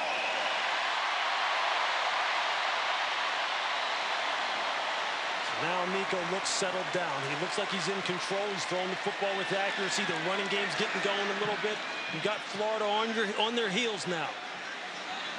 They're going to keep Nico out on the perimeter with those half-field reads where he's a threat to run the football. Maybe a half yard for Dylan Sampson.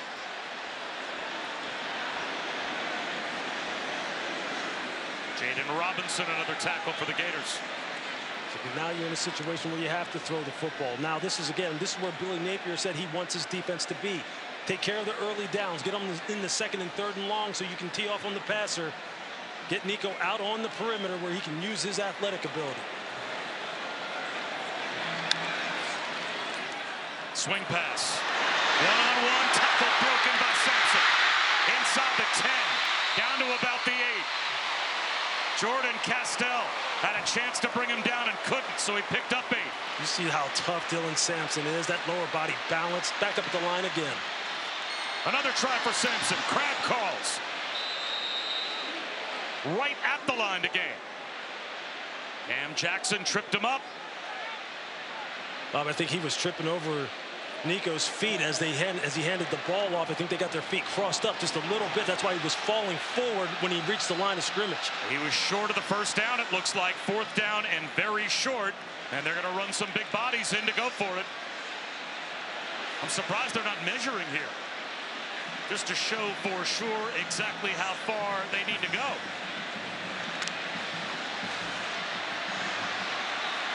Got their big bodies in. You got the 2 tight ends. Got a lineman in the backfield. Sampson. First down. End zone. Touchdown.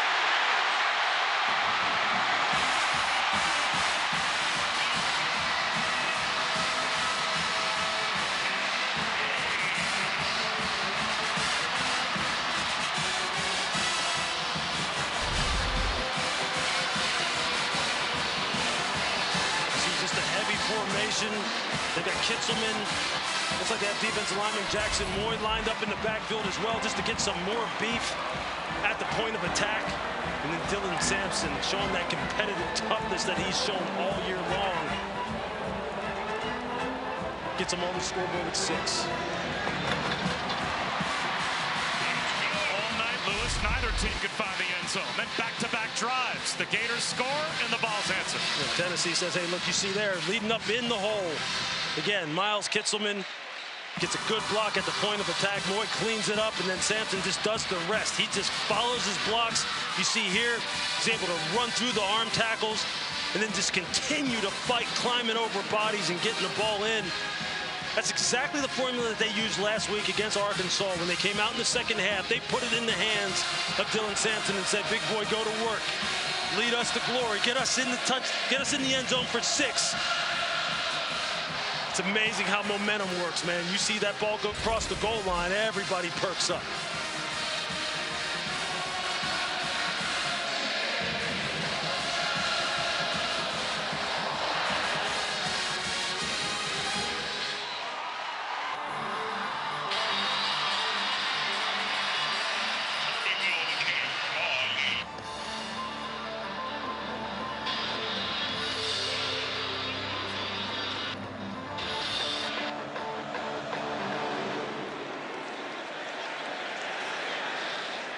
Through the corner of the end zone for a touchback as we take a look at our playbook. Brought to you by Modelo. And the touchdown pass from Graham Mertz to Arlis Boardingham. You're just going to see the arc release. You're going to see the jet motion coming across. It freezes the quarterback, Ricky Gibson, at the line of scrimmage for just a tick. He's not able to gain depth.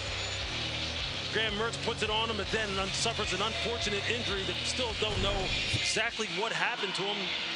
Came down a little awkwardly on his leg, and you see him there trying to walk it off on the sideline. Well, the consolation prize is you've got DJ Lagway. Now, this is a tough spot for a freshman to go the rest of the way, but certainly not a pure backup quarterback situation as Lagway goes to work and throws an interception. Tennessee's right back in the red zone. Arion Carter rips it off.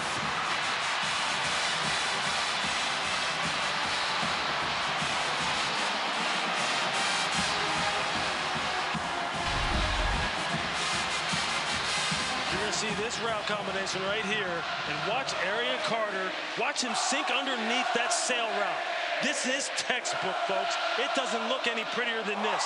Get the jam of the line of scrimmage, sink and gain depth, play it from deep to short, take away the 7 route, break up on the flat route. You see, he's trying to get the ball on that sail route to Trey Wilson. He thinks he's got Arion Carter right where he wants him, but Arion says, I'm making this big play. I'm setting my offense up. Deshaun Bishop for 1.5 yards. Arion Carter, a young man who played running back in high school. Not really highly recruited, as we said, till his senior year. Ran for over 3,300 yards. So you know he's a football player. He's an athlete, but had to learn how to play linebacker. Oh, that was an educated linebacker play. What a big takeaway. And the ball's back to work. Iamaleava tripped up. What a nice tackle in space made by George Gums Jr. And now he's down. It's a heck of a play by George Gums. It looked like he was about to get up and run back to the huddle and then drop back down to his knees after making that play on Nico. A great play out on the perimeter. Had a little bit of a delayed reaction. It's hard to tell exactly what happened to him, and you don't want to assume anything in these kind of situations, folks. The crowd assumed. They sure did. And they reacted. And this is what we're talking about. This is that point of contention.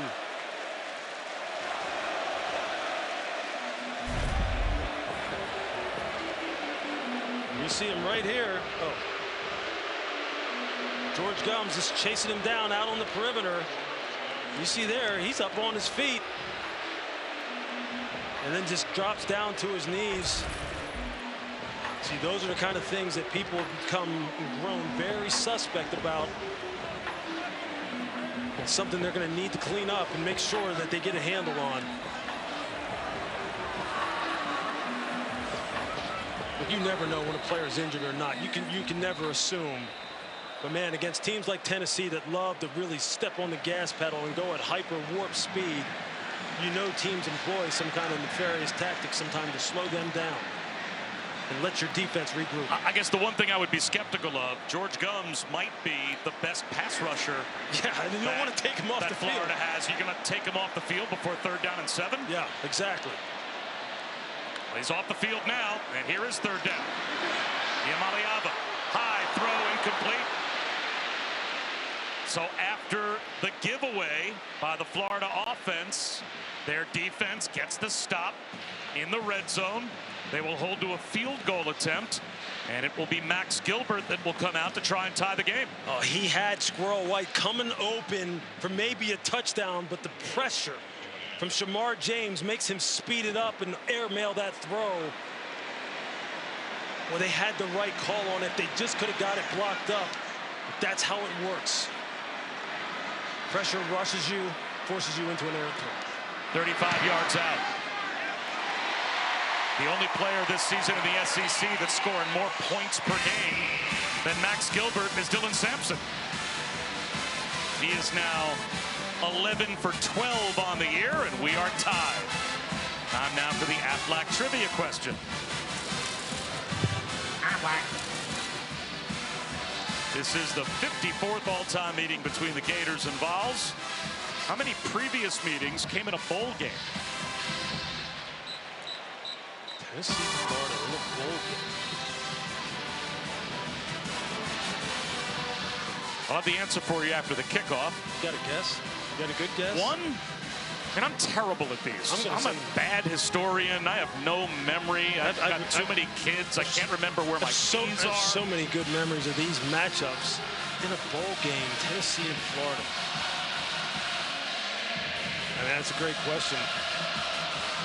I'm going to say 1, 2. I'm going to say it's probably at least 1. So 10 points scored in 1 minute and 20 seconds by the Vols after they were shut out for the better part of 3 quarters. Let's answer our Aflac trivia question, but only keep you in suspense. Yeah, I honestly have no idea the answer to this question, to be honest with you. I mean, 1-0, it all sounds good to me. 54th meeting between Florida and Tennessee. There we go, the 1969 Gator Bowl. The only other time that Florida and Tennessee have met in a bowl game. Tennessee's head coach, by the way, in the 69 Gator Bowl, Doug Dickey. Following the Gator Bowl, Dickey left Tennessee to coach at Florida. Credited with having the Neyland Stadium end zones painted in an orange and white checkerboard pattern. I wasn't even born when that game was played, so I had no shot. So now DJ Lagway in a tie game off of the interception. He'll throw and connect. Trey Wilson knifes his way across the 40 to the 43-yard line for a first down.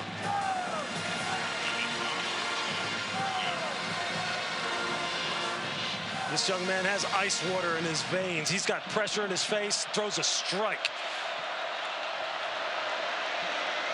They run it here with Jacoby Jackson.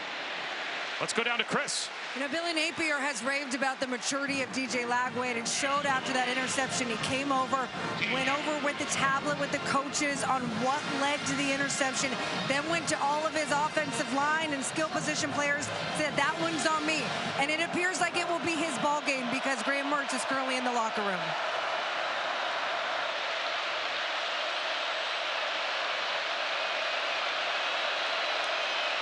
He'll have to deal with this crowd noise the rest of the way as well. You see him taking control at the line of scrimmage. Keeper, Lagway, hit from behind, protects the football, and he's got a first down. Lou Carter brought him down. What a nice read by DJ. Rides the ball in there, decides to pull it, sees the open lane, and he is out the gate. And let me tell you something now, as we head here in the third quarter, this guy is a stud. 6'3", 240 pounds.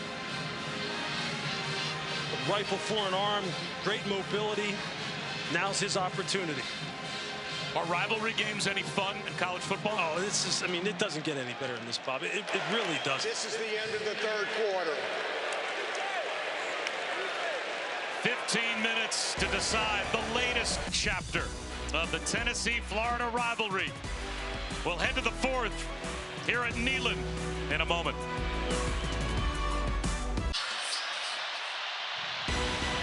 Welcome back to ESPN College Football Primetime, presented by IHG Hotels and Resorts.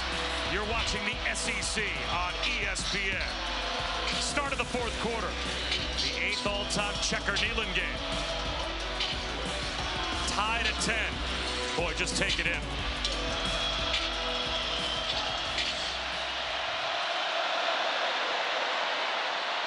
DJ Lagway, incomplete on a 1st and 10 as he tried to fit one into DK. Good play by Ricky Gibson. A spectacular play by Ricky Gibson. He was trailing DK and had to get on his horse and use all the speed he had in order to make that play, because otherwise that was going to be another completion for the young freshman DJ Lagway. So no Graham Mertz, injured after he threw the touchdown pass, and still no Montrell Johnson Jr., the leading rusher, with a left leg injury, suffered in the last quarter as well. Lagway, one-on-one throw, bobbled and dropped. Aiden Mizell tried to pull it in with one hand. So a big play coming here, 3rd down and 10. And you see Mizell just going to run a quick out. And you see again Ricky Gibson with the good break, but if Lagway puts it on him, that's a catch and run. He just kind of misfired on the throw. Big 3rd down for Florida, even bigger 3rd down for Tennessee's defense. Got to turn Florida away. Keep them out of scoring position.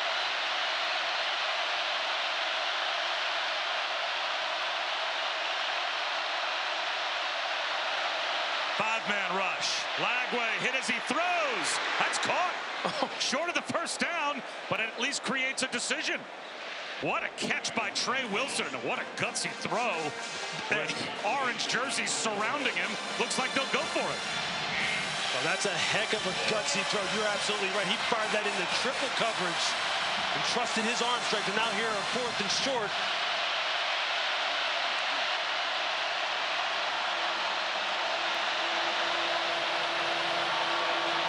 Again, you got to take advantage of his athletic ability. Can you get him out on the edge? Give him some options. Here comes the blitz. One-on-one. Back it up. Jermod McCoy knocked it away from Trey Wilson.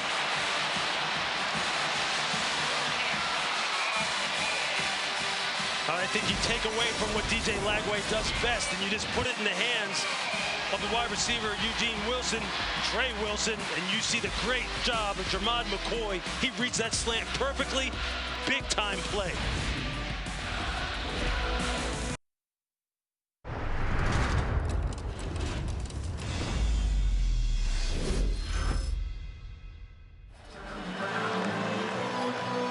Welcome back to Rocky Top, where Tennessee has scored the game's last 10 points. And they have it tied, and they've got the football back. Bob Wischusen here with Louis Riddick and Chris Button and the rest of our crew. 1 minute into the 4th quarter. And Louis, a takeaway on downs for the Vols. Yeah, that's big time by Tennessee's defense. Give it back to Nico Iamaleava. What can he do with it now? Can he exercise great decision-making, move his team down the field? A little check down deflected at the line. So Iamaleava tried to find Dylan Sampson open out of the backfield, but it will be 2nd down and 10. Looked like Desmond Watson got a fingertip on the football. Now they run it. Patiently hoping for a little crease was Sampson. He's got a couple yards. Jaden Robinson brings him down after a gain of 2.5, so 3rd down and long. And now's the time Nico's going to have to exercise again. Smart decision making. No turning the ball over. Be quick. Get the ball out of your hand with decisiveness. If you're Florida, are you going to bring pressure here? Maybe a simulated pressure. Drop out and play coverage. Here comes the blitz. No simulation on this pressure. They are after Iamaleava. Speed to the edge. Reaches the ball out. Where will they spot it? Cameron James brought him down short of the line to gain. This looks like a 3-and-out again, forced by the Florida defense. Fantastic effort, though, by Nico trying to get that ball there, just using that 6'5" frame, 6'6" frame to try and stretch the ball out. You wonder if they're going to check this spot. I'm not sure if he stepped out of bounds or if he was down. He reached the ball out. I think Josh Heupel is hoping for a review. It's 4th down, and are they going to go for it? They're going to leave their offense out there. The replay booth hasn't stopped play. Play clock winding down. There's a flag thrown for a potential delay of game as well. Delay of game. Offense. 5-yard penalty. Still 4th down.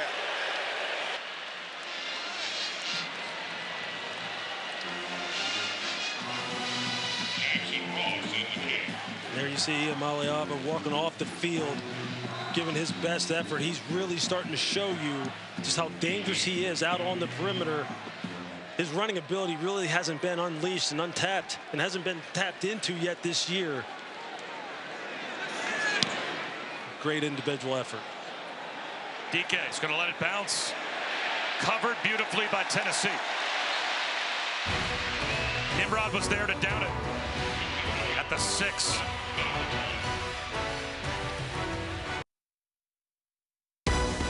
ESPN College Football Primetime is presented by IHG Hotels and Resorts. 19 hotel brands, 1 loyalty program. Download the app. And in part by Mercedes-Benz. One of the many legendary meetings back in 1998 between Tennessee and Florida. Jeff Hall hit a 41-yarder in overtime. Cooper Collins missed. The Vols won 20-17. And by the way, if you are to come to Rocky Top, you might see this guy. He is the new legend of Neyland Stadium. He's up on the scoreboard. Every time we go to commercial, they play some music, he boogies, and the crowd loses their minds. Yeah, he does. They're having a lot of fun here, man. What a great atmosphere. Well, the last drive that started inside the 10-yard line for the Gators resulted in the 9-play, 92-yard touchdown drive that ended with the Graham Mertz injury after he found Boardingham for the score. And this drive will start with a Jayden Baugh 1-yard loss. Cut down at the 5-yard line by the blitzing Christian Charles. But now it's 2nd down and 11. And Christian Charles has been all over the field for the Volunteers defense tonight, making big play after big play, big stop after big stop. And they need to hold Florida down in here, deep in their own territory, give that ball back to their offense, let them go to work again.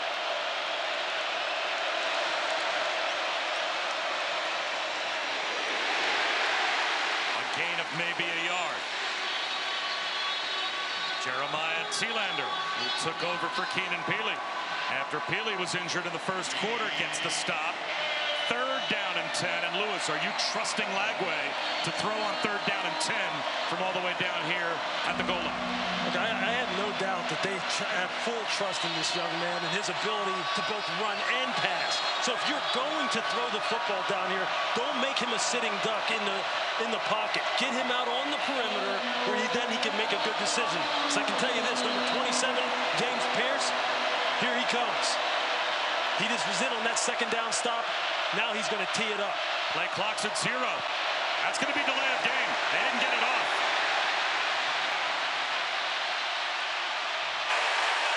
Delay of game. Offense. Half the distance to the goal. Still 3rd down. That's 5 yards for the Neyland Stadium. 102,000.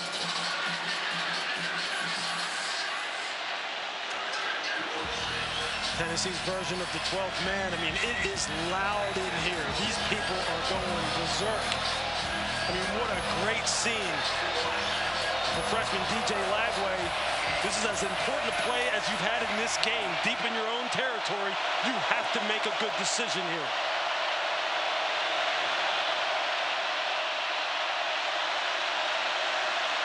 He will throw. He's under pressure. Scrambling at the goal line. It comes out wobbly and falls incomplete. Josh Joseph's got a piece as Lagway released it. So now Jeremy Crawshaw will be punting with his heels up against the back of the end zone. And just look at these guys right here. Look at these. This guy's built like Dobermans, just coming in there on the TE stunts, trying to create havoc in the pocket. Flush DJ Lagway out to his left, an errant throw. But those were two big guys who we identified early in the game, James Pierce, Joshua Josephs. They had to play a big role. And there you saw it, just creating mayhem, getting off the field on third down. Crawshaw's one of the best, but a wobbly kick. McCoy in plus territory, returnable. Inside the 30-yard line by the time he's brought down.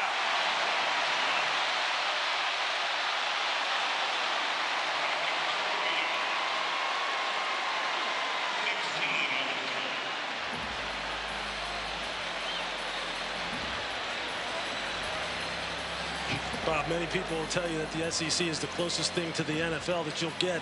And this is an NFL-style game, right? You've been talking about it all game long. The battle of field position, special teams, turnovers, flipping the field, running the football. I mean, this has the feel of an NFL Sunday type of game. And now you have to take advantage of this premium field position if you're Tennessee.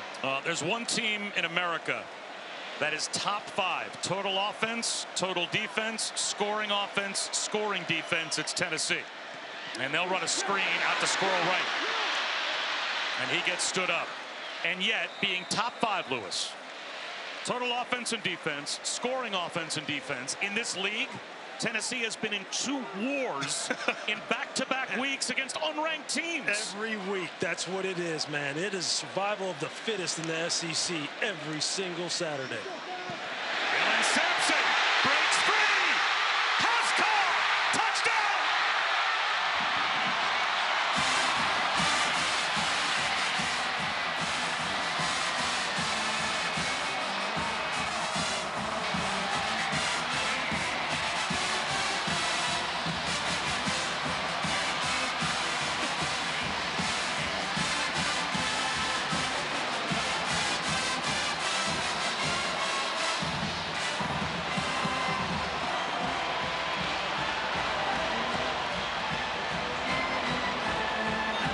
That's their guy, Dylan Sampson, man.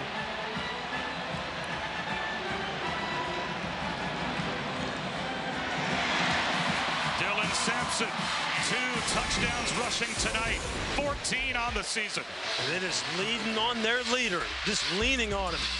Put the ball in Dylan Sampson's hands, pull the backside guard end tackle, and then get that ball into the end zone and get us 6.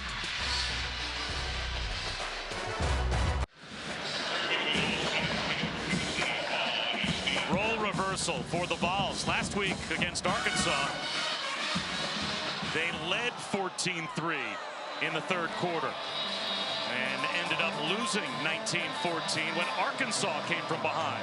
Well, the Gators were up 10-0 midway through the third quarter, but it's been the Vols that have pulled off the comeback this week. 17 unanswered to take the lead. We'll see if the Gators can respond. Coming up after we check in with Matt.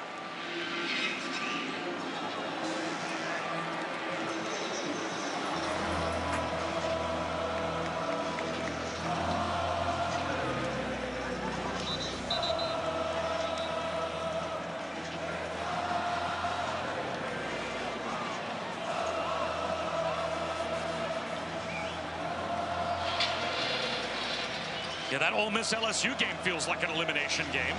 This game feels certainly like an elimination game almost for Tennessee if they were not able to hold on. That's why this response is so big. Now what will the response, Lewis, be for the young quarterback, DJ Lagway? What's the phrase I like to use? Football is a series of character checks. Now we're going to have one here for DJ Lagway, the freshman 5-star. What can he do? Tunnel screen. It is caught, and nearly breaking free was Trey Wilson. He almost found a tunnel. Bobby almost made a house call right out of the gate and said, hey, DJ, you don't have to do it all by yourself. I'll help you out. But this Tennessee defense, they have been running to the rock now. They have been chasing this football down inside out. They know what's at stake. These guys have a lot of pride. You want to see some movement, though, from Lagway out of the pocket? Absolutely. Get him out on the perimeter. Make him a dual run pass threat. If it's not there for him, let him use his legs. Don't have him be a sitting duck. here in the pocket. Zone read, and he's going to try and run it. And he gets bottled up. Gain of a yard. Arion Carter, who had the big interception earlier, comes up with the tackle. There he is again, number 7, Arion Carter. Just picking up the slack for Keenan Peely. Jeremiah Thielander, 22, also playing his role. He turned that ball back in. The linebacker group has been given credit for making this defense go. The improvements that they made at the second level, they have to come up with another big stop here on third down. And they show blitz, one deep safety.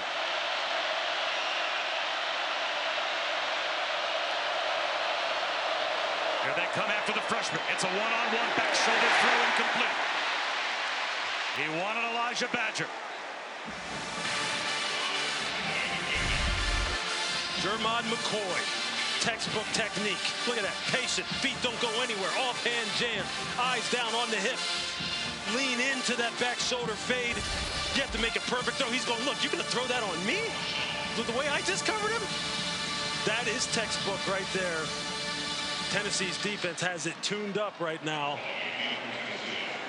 Well, Billy Napier has trusted his defense at different times in this game, and they more often than not have come through. They're going to have to come through again and get at least one more stop. McCoy backpedals and fields it, bobbles it inside the 10. Tight ropes the sideline before getting blown up. That'll make you hold your breath.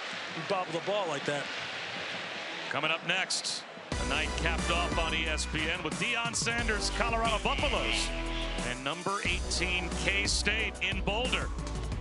And then next Saturday on the SEC Network, Florida will host Kentucky at 7:45 Eastern. So those are games that we'll certainly want to keep our eyes on. Speaking of a player you want to keep your eyes on, this guy. Talking about holding your breath as well. He makes you hold your breath when he's out there. He plays both sides of the football. Bob, he's one of the most unique athletes to ever play sports, to ever play the game of football in particular. What he is doing right now, you may never see done again. The way he can go both ways with that kind of stamina, unreal. Play action. Iamaleava wants to take a shot. Incomplete. Nimrod hoping for a flag. Nothing comes out. Jordan Castell was downfield in coverage along with Jason Marshall. That ball almost traveled 60 yards in the air. Iamaleava launched that to one of the fastest players on the perimeter for Tennessee. Tried to lay it out there to him, see if they could go ahead and strike quickly and put the dagger in Florida.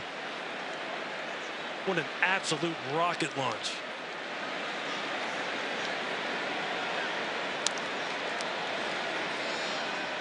Another play action fake. This time a mid-range throw, and that's incomplete, again off the hands of Nimrod. And they're saving the Gators some time here as well with back-to-back incompletions, and it's 3rd down and 10. Yeah, I like the play call, though, initially in terms of trying to go for the home run and seeing if they could kind of capture and really, really benefit from the emotion and the swing and momentum that's taking place here in the second half. This is a crucial 3rd down. They need to pick this up, and for Florida, you want to give your young freshman a short field to work with, so this is a big 3rd down for them. They got to come up with a good call. Tennessee is 3 for 12 on 3rd down. They're going to try and run for it, and they're not going to get anywhere near it with that dot by Dylan Sampson. So the 3 and out for the Gators defense, and that will bring Jackson Ross out to punt. It'll go right back over to DJ Lagway. And the Gators offense, with a lot of time on the clock, 7.5 minutes to go, will get another crack at it.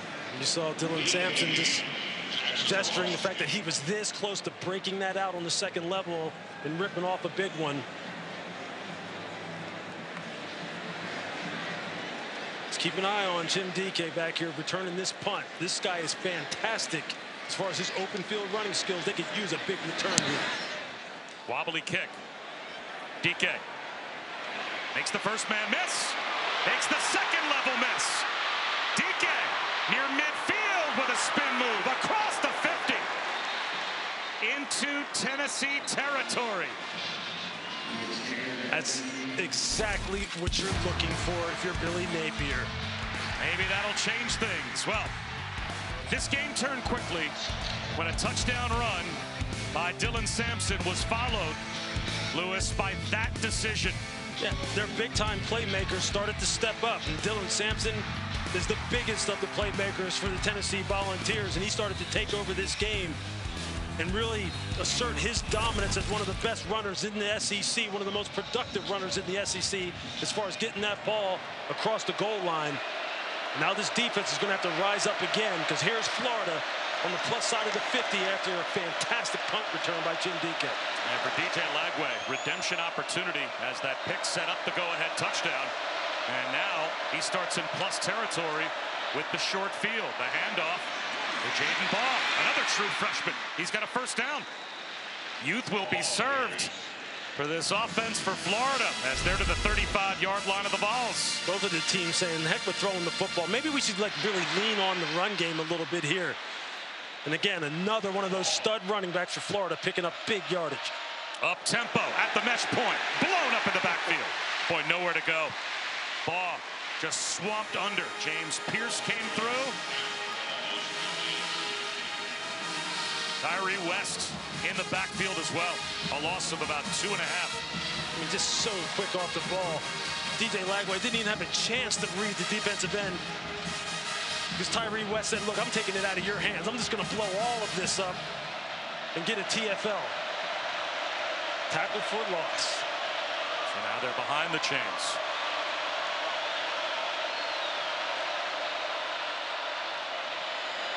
Broken tackle. And Baugh can't break another. Ricky Gibson. A sophomore corner come up. And that is a sure tackle made after a gain of only about 1.5 yards. So now it is 3rd down and 11. You see Gibson working that right shoulder. But when you put your pads on Jaden Baugh, you better bring it. You're going to be in that ice tub tomorrow, but we're not worried about tomorrow. You got to get off this field here on 3rd down. You got to turn away Florida after the big punt return and kill their momentum. Gators probably don't need it all. You have to think this is 4-down territory. The Vols show blitz. Here they come. Quarterback draw. Lagway driven back, and maybe now they're going to have to punt. And look who it is. James Pierce. Watch the game right here. And here comes Pierce right down the pipe. Exactly what you don't want to see. This big 6'5", 245-pound James Pierce getting a free run on you. DJ Lagway does all he can to avoid him on the first initial hit. He tries to spin out of it. And then here comes the rest of the crew to finish him off. That's what you expect from a man of that caliber, from James Pierce. Rise up at the moments where they need him the most.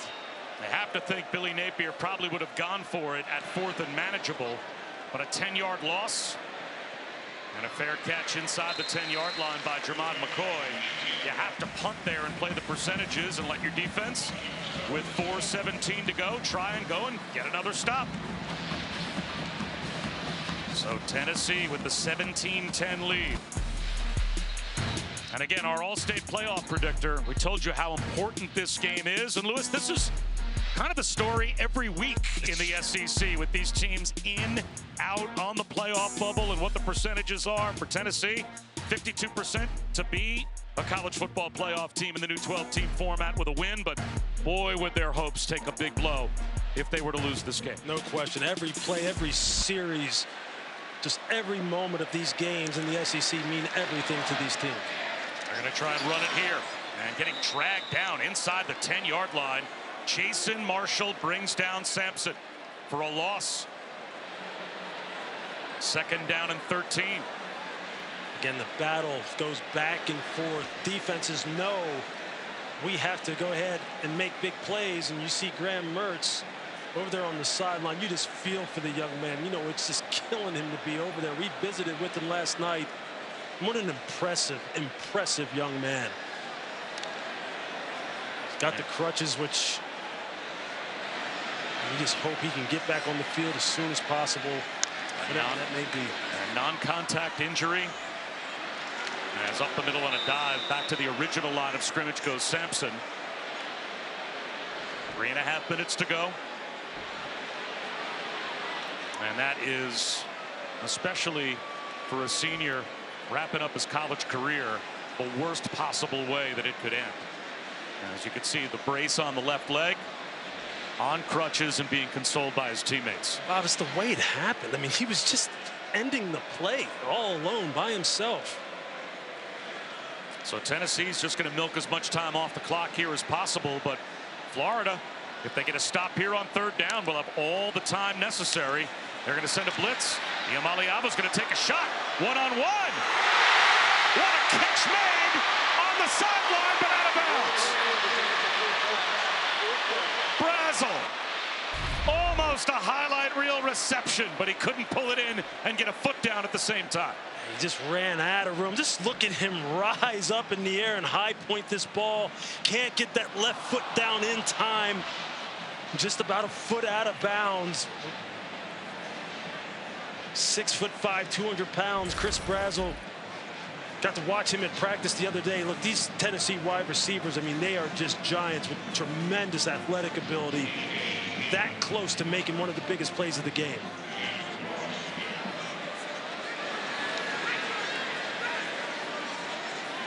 So Ross again. Another line drive kick. DK will try another return. His last one, 30 yards. Impactful. He turns the corner. He gets a block. Another great return. The short field again for the Gators, needing a touchdown to tie. Special teams, special teams, special teams. Florida has a new special teams analyst in charge of this phase of the game, named Joe Houston, who comes to them from the New England Patriots. And I tell you, they have just delivered nothing but big plays all year long. There you see him, just high-fiving like, woo! Hey, do not ever underestimate the importance of special teams. It's not a time to go get something to drink out of the refrigerator or grab a snack, especially when you're watching Florida Gators, man. Because this team will turn the tide on you quickly with their play, and you're seeing it here tonight. We talk about complementary football. That's the right. Defense and special teams for Florida, back-to-back flips of field position here, has given this offense every opportunity that they could ask That's for. right. I mean, you couldn't serve it up to DJ Lagway any better than this. You're on the plus 31-yard line. 2 minutes and 31 seconds to go. On the road. What are you going to do? We're about to find out. Hand off to Jacoby Jackson with a stiff arm. Lowers his shoulder and picks up a first down. Lowered the boom on Ricky Gibson. They're in the red zone. That's a nice run by Jacoby Jackson. Look, you hate to see Montrell Johnson go out. For Florida, you're just lucky that you have this kind of depth with Jaden Ball and Jacoby Jackson, who are just toting the rock with tremendous efficiency, power, agility, doing work here tonight. Are they going to snap the ball again before the 2-minute timeout? I don't think so. They take the clock down. Billy Napier was out on the field yelling at his offense. This is a 2-minute timeout. Maybe to try and hurry and get one more snap off, but instead they take it down to the 2-minute timeout. A touchdown separating Tennessee and Florida. 2 minutes to go. All right, Lewis, let's check your keys to the game and how they've worked out. Yeah, it's been a little bit of a mixed bag, Bob. I mean, for Florida Gators, you want them to average over 4.5 yards per rush and control the clock. Well, they fell short of the yards per rush, but they are controlling the time of possession. They got 3 sacks on defense, which is good for Tennessee. They didn't start fast, but they sure have responded, and they have really tried to clamp down on the big plays. They got to make sure that they keep that below 4 now. No more big plays on the part of the Tennessee Volunteers defense. The clock not really a factor for Florida. They've got 2 full minutes, all 3 timeouts. They've got to have a touchdown, and they're having a hard time getting lined up. 3 on the play clock. They'll hand it and lose yardage with Jacoby Jackson getting spun down by Bryson Eason well behind the line. Tennessee defensive line continuing to make plays. Bryson Eason getting penetration in the backfield. Good initial quickness, great pad level.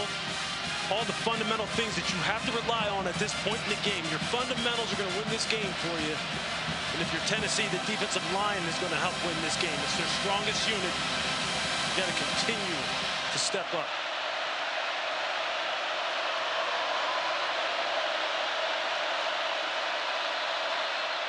Flags thrown at the snap. False start.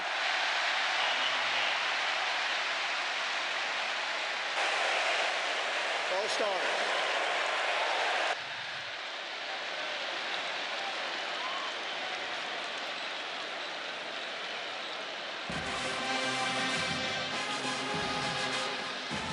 This should be, I think, a 10-second runoff, unless Billy Napier opts to use a timeout here to avoid it. That's going to be his option.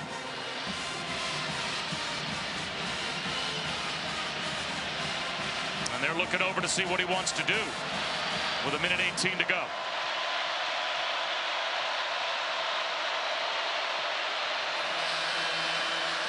And it looks like he's going to call timeout. False start. Offense number 58.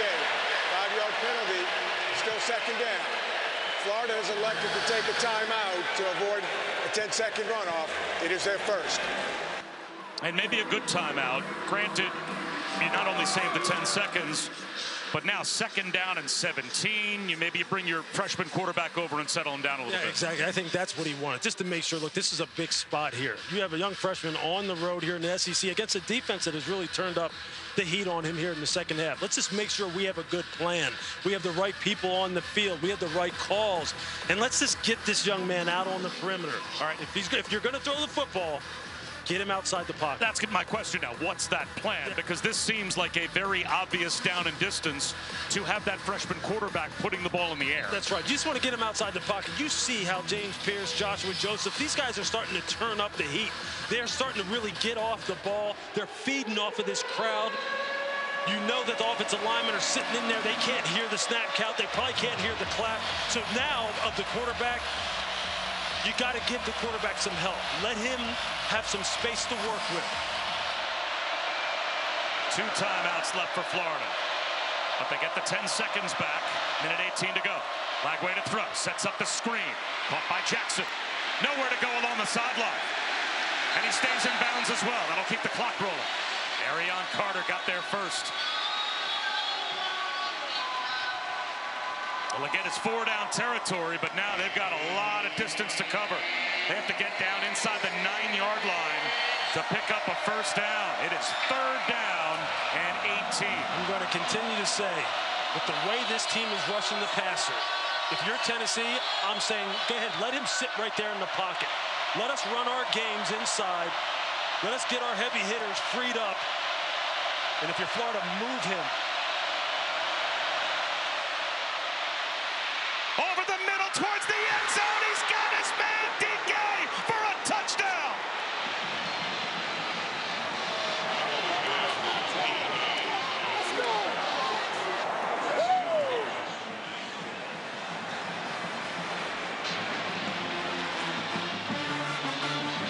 From 3rd and 18. Florida number 48 is down there at 46. And in a spot where it looked like it was Vols with all of the advantages, the freshman Lagway steps up. And now the question. Florida, their second. And 30 seconds. I don't know, Lewis. They originally sent the point after group out to try and kick it. They might go for 2 here. Watch this route by Chim DK. This is poetry. Fake like you're going to the flag and then break it back to the post. Lagway just climbs up in the pocket. Look at him. He's selling the flag route. Comes back to the post. The safety just can't recover Andre Turrentine. He just can't get back in the position. The backside safety, Will Brooks, doesn't have enough depth to help him in time. And DJ with an absolute laser as he escapes up into the pocket. You know, you've got a freshman quarterback. Look at this work. Listen, look at this. Eyes down the field, throw on the move, and just puts it on a rope. But now, Lewis, you've got a freshman quarterback. You're without your #1 running back. You have played on the road in front of 102,000. If I told you could get this game down to 1 snap to try and win it rather than going to overtime, would you take it?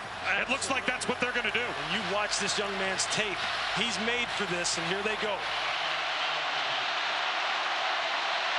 The Gators with a trick play formation. Line up Lagway. And now a timeout with the play clock winding down. Tennessee on defense. It'll be 30 seconds. As it looked like Billy Napier and Florida, that is certainly one of those, let's go out there and run the trick play at them with a formation potentially that you practice to see if you can get the defense completely off balance. Now with this timeout, it almost looked like Billy Napier said, let's instead kick the point after. He might send his point after group out there after all. Yeah, you wanted to see if Tennessee would adjust properly or if they would leave the eligibles uncovered. Just when you thought they might take a one-play swing at it, they will indeed send the point after group out. And Trey Smack, perfect in his career on point after attempts to tie the game.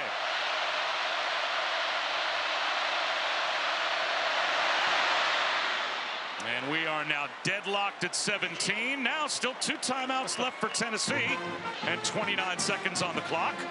So you'd have to think that they're going to be thinking attacking and getting an extremely accurate kicker in Max Gilbert, a try potentially to win the game with a long distance field goal. You never know. Yeah, obviously you don't want the ball thrown over your head, but at the same time, you don't want to give up big chunks and let them just move the ball down the field swiftly with the 2 timeouts that they do have left and get in position to win this game with a walk-off. So it's a double-edged sword. You've got to play this just perfectly. Really what you got to do is you got to rely on your front four. You got to rely on your pass rushers. They've got to get home. Florida number 29 is now wearing 38. Florida number 0 is now wearing 32.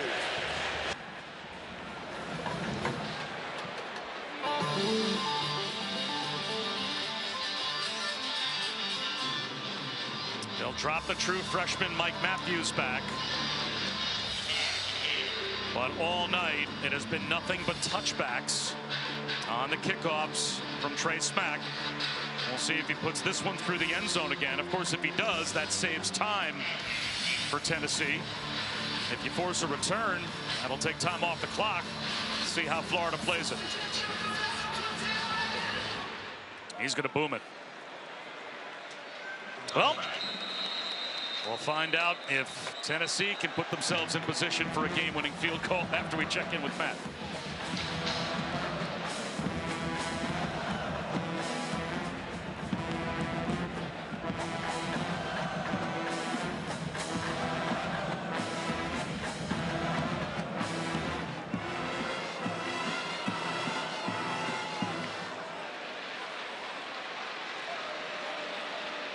And Matty, it may only be a half-minute away. We'll see if Nico Iamaleava, who last week had a heartbreaking finish in the closing seconds against Arkansas, gets a chance to pull one out of the fire in the closing seconds here. 2 timeouts, 29 seconds.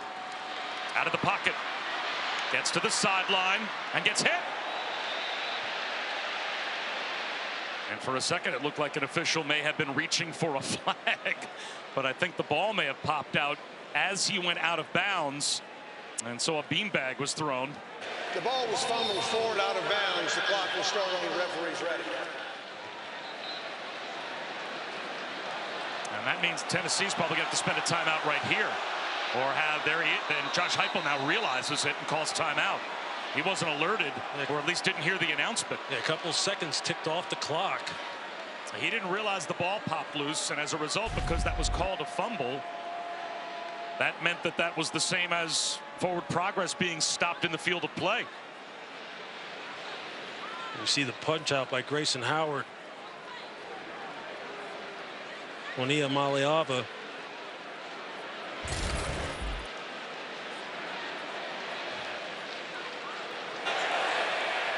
Tennessee is elected to take a timeout. Their second, it'll be 30 seconds. Please reset the game clock to 23 seconds. 23 seconds on the game clock, please.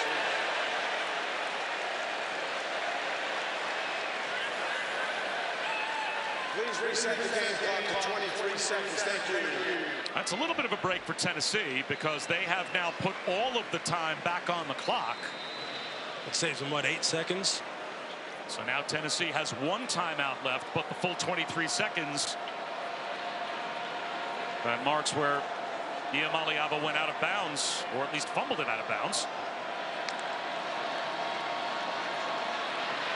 Long throw to the sideline. And Squirrel White pull it in.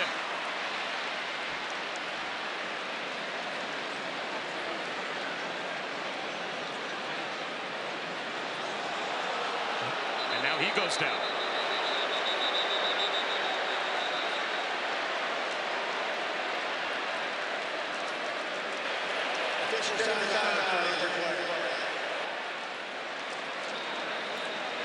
I think they need to take a look at that, Bob. I think he may have got his foot down, made that completion.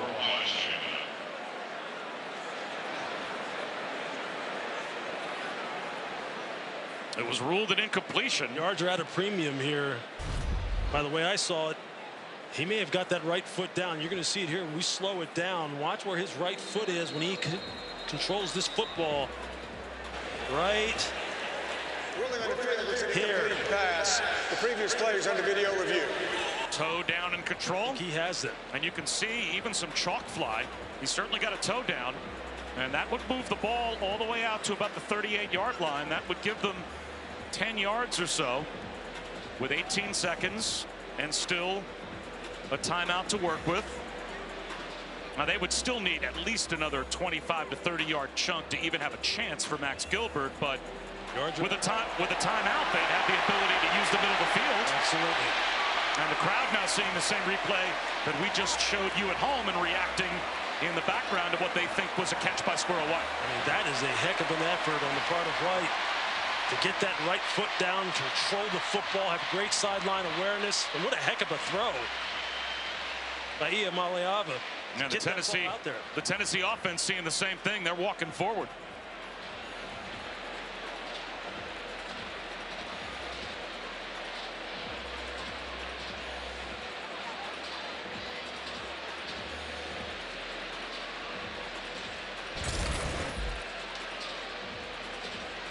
Ruled an incompletion on the field, but it looks like a pretty quick review. After video review, the ruling is a catch for a first down at the 38-yard line. Please reset the game clock to 20 seconds. 20 seconds on the game clock, please.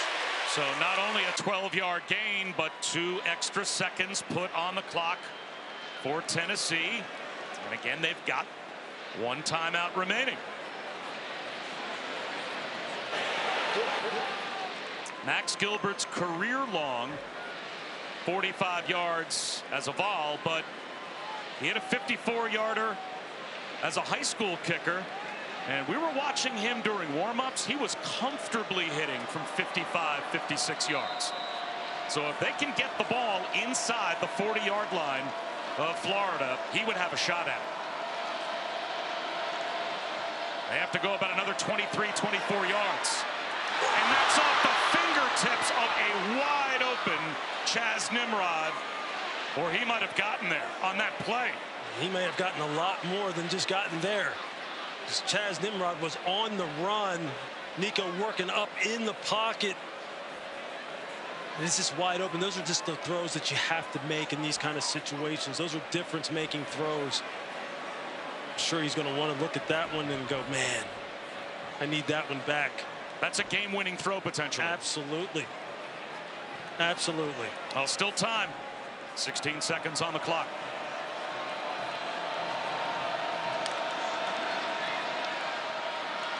Iamaleava incomplete. 2 receivers basically on top of one another, so that had to be an error in terms of the route run. Now down to 12 seconds to go. You're just going to see the miscommunication out here to your left when Nico lets this ball go. You have 2 receivers basically stacked on top of each other. You see Nimrod there, and then you see Brew McCoy as well. In crunch time, that's when you got to bear down the most. Make sure you understand the assignment. Tennessee needs a chunk play and a player then to give himself up. There goes Iamaleava. And he will get close to midfield. Flag thrown back at the line of scrimmage. 5 seconds remaining.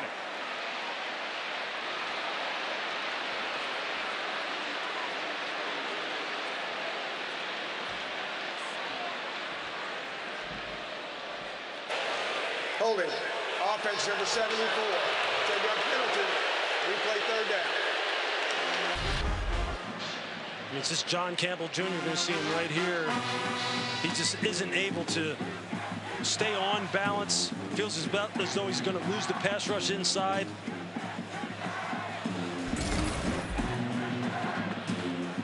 Again, these self-inflicted penalties and mistakes. They've had opportunities to get some chunk plays and maybe get down into game-winning field goal position, just have not been able to take advantage of this. Got to be frustrating to Josh Heupel. 5 seconds to go. So they're just going to run the football here. And barring a miracle run by Dylan Sampson, we're going to overtime. And that is where we are headed. A rivalry game goes on between Florida and Tennessee. Bonus football. As we will step aside for just a moment and come back with overtime.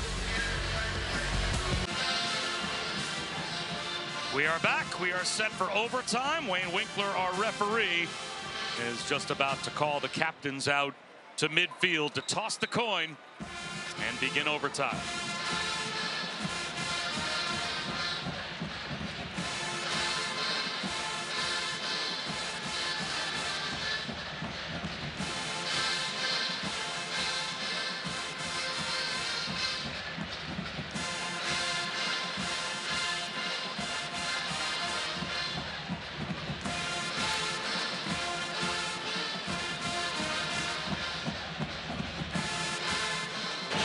Florida, you're the visiting team. You'll call the toss. If you win the toss, your choice will be offense, defense, or which end of the field you want to play.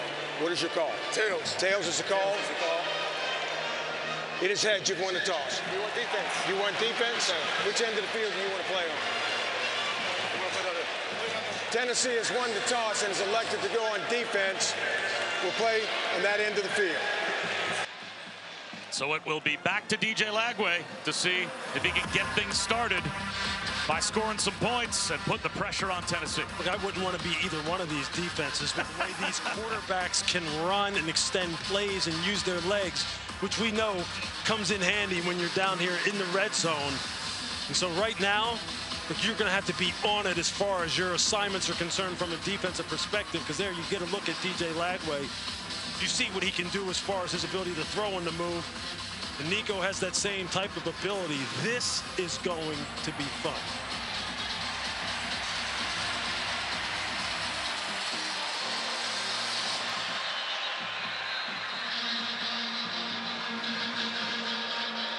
James Pierce, you see them telling him, hey, look, man, if there's ever a time for you to go ahead and show them what you got, you've got to rush like you've never rushed before. Keep this man in a vice. Don't let him get outside on the perimeter, and hold your coverage in the back end. Not that there's a quiet end of this stadium, but Billy Napier knows what end of the stadium's got the students. He wants his offense running to the other end of the stadium. And that is where they will start overtime. A rollout for Lagway. Loops one towards the end zone on the first play for DK. And it's incomplete. They went for it right from the 25-yard line. Yeah, I like the call, though. I like getting him out on the edge. You've been calling for that. Exactly. When you're down here in the high red zone, just outside the red zone on the plus 25, let him be a little bit of a threat with his legs. Strike that fear in the defense that maybe he can pull it and run it.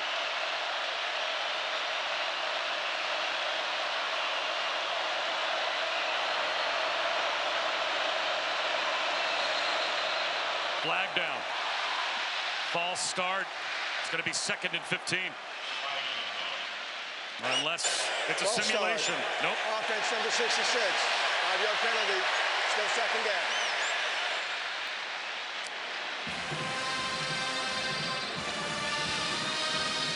You've got to lock in down here in crunch time. Jake Slaughter, the center, you just got to lock in. You've got to be on top of it. The game is on the line now. Got to lock in. Now they go empty on 2nd and 15. And they'll bring Jaden Ball into the backfield to help protect. Swing pass instead to Ball. Brian Eason, track ball right out to the flat and flattened him. A loss of 6. You're just going to see Bryson Eason. He reads it perfectly. They have a stunt going on anyway. James Pierce coming on inside. He stunts right into it. Right into the halfback screen. That's a big-time play. This defensive line, again, continues to make big play after big play. See if they can do it again. They might need some yards just to get back into realistic field goal range.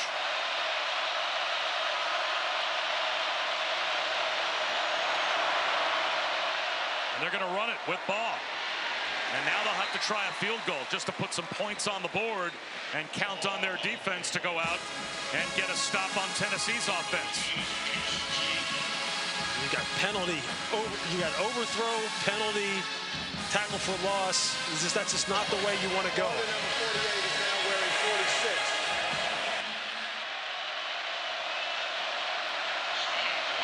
Trace Mack's only miss from this year from 53 yards. This one from 47.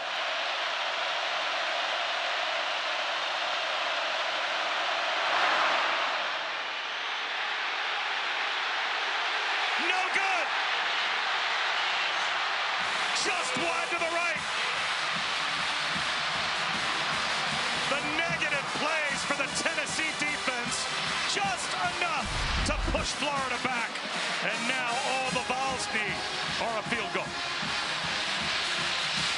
You see it right outside the right upright.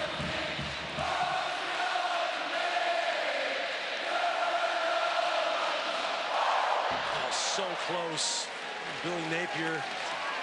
Defense is just going to have to do something here dramatic. And do you have to take big chances on defense now to think nothing but negative plays to push back Max Gilbert? Thinking, right? I mean, all they're thinking is field goal now. Absolutely. Now you just got to somehow see if you can get this ball turned over in some way. Iamaleava flips one to the flat. Holden stays. Every few yards will help what will eventually, you have to think, be a Max Gilbert field goal opportunity to win it. Get a punch at that ball, swipe at that ball. First guy hold him up, second guy going for the strip. Do everything you can to turn this over. They run it right up the middle. And it looks to be good enough for a first down for Dylan Sampson. Getting a push. But they'll mark him down at the 14-yard line, it appears. Still good enough for a first down. How fitting is it that you go to your workhorse, Dylan Sampson? He has delivered for this football team all year long. Tremendous heart, toughness. You know what Dylan Sampson's thinking? Don't bother with Max Gilbert. Just keep giving it to me. That's right. Put it in my hands. Instead, one-on-one out on the edge. Dragged out inside the 5-yard line is Dante Thornton.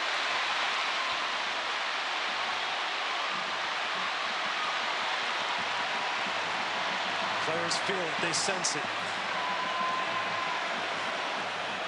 I don't even think they want to bother with a field goal.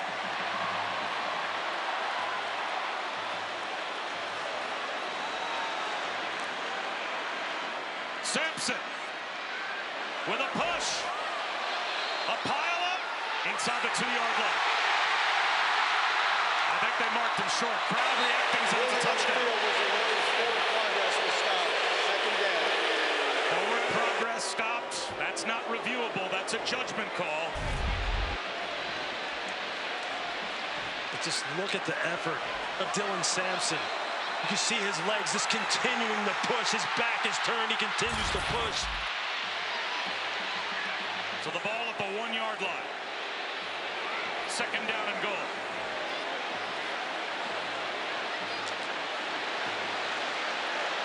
Give it to him. Let him top it off.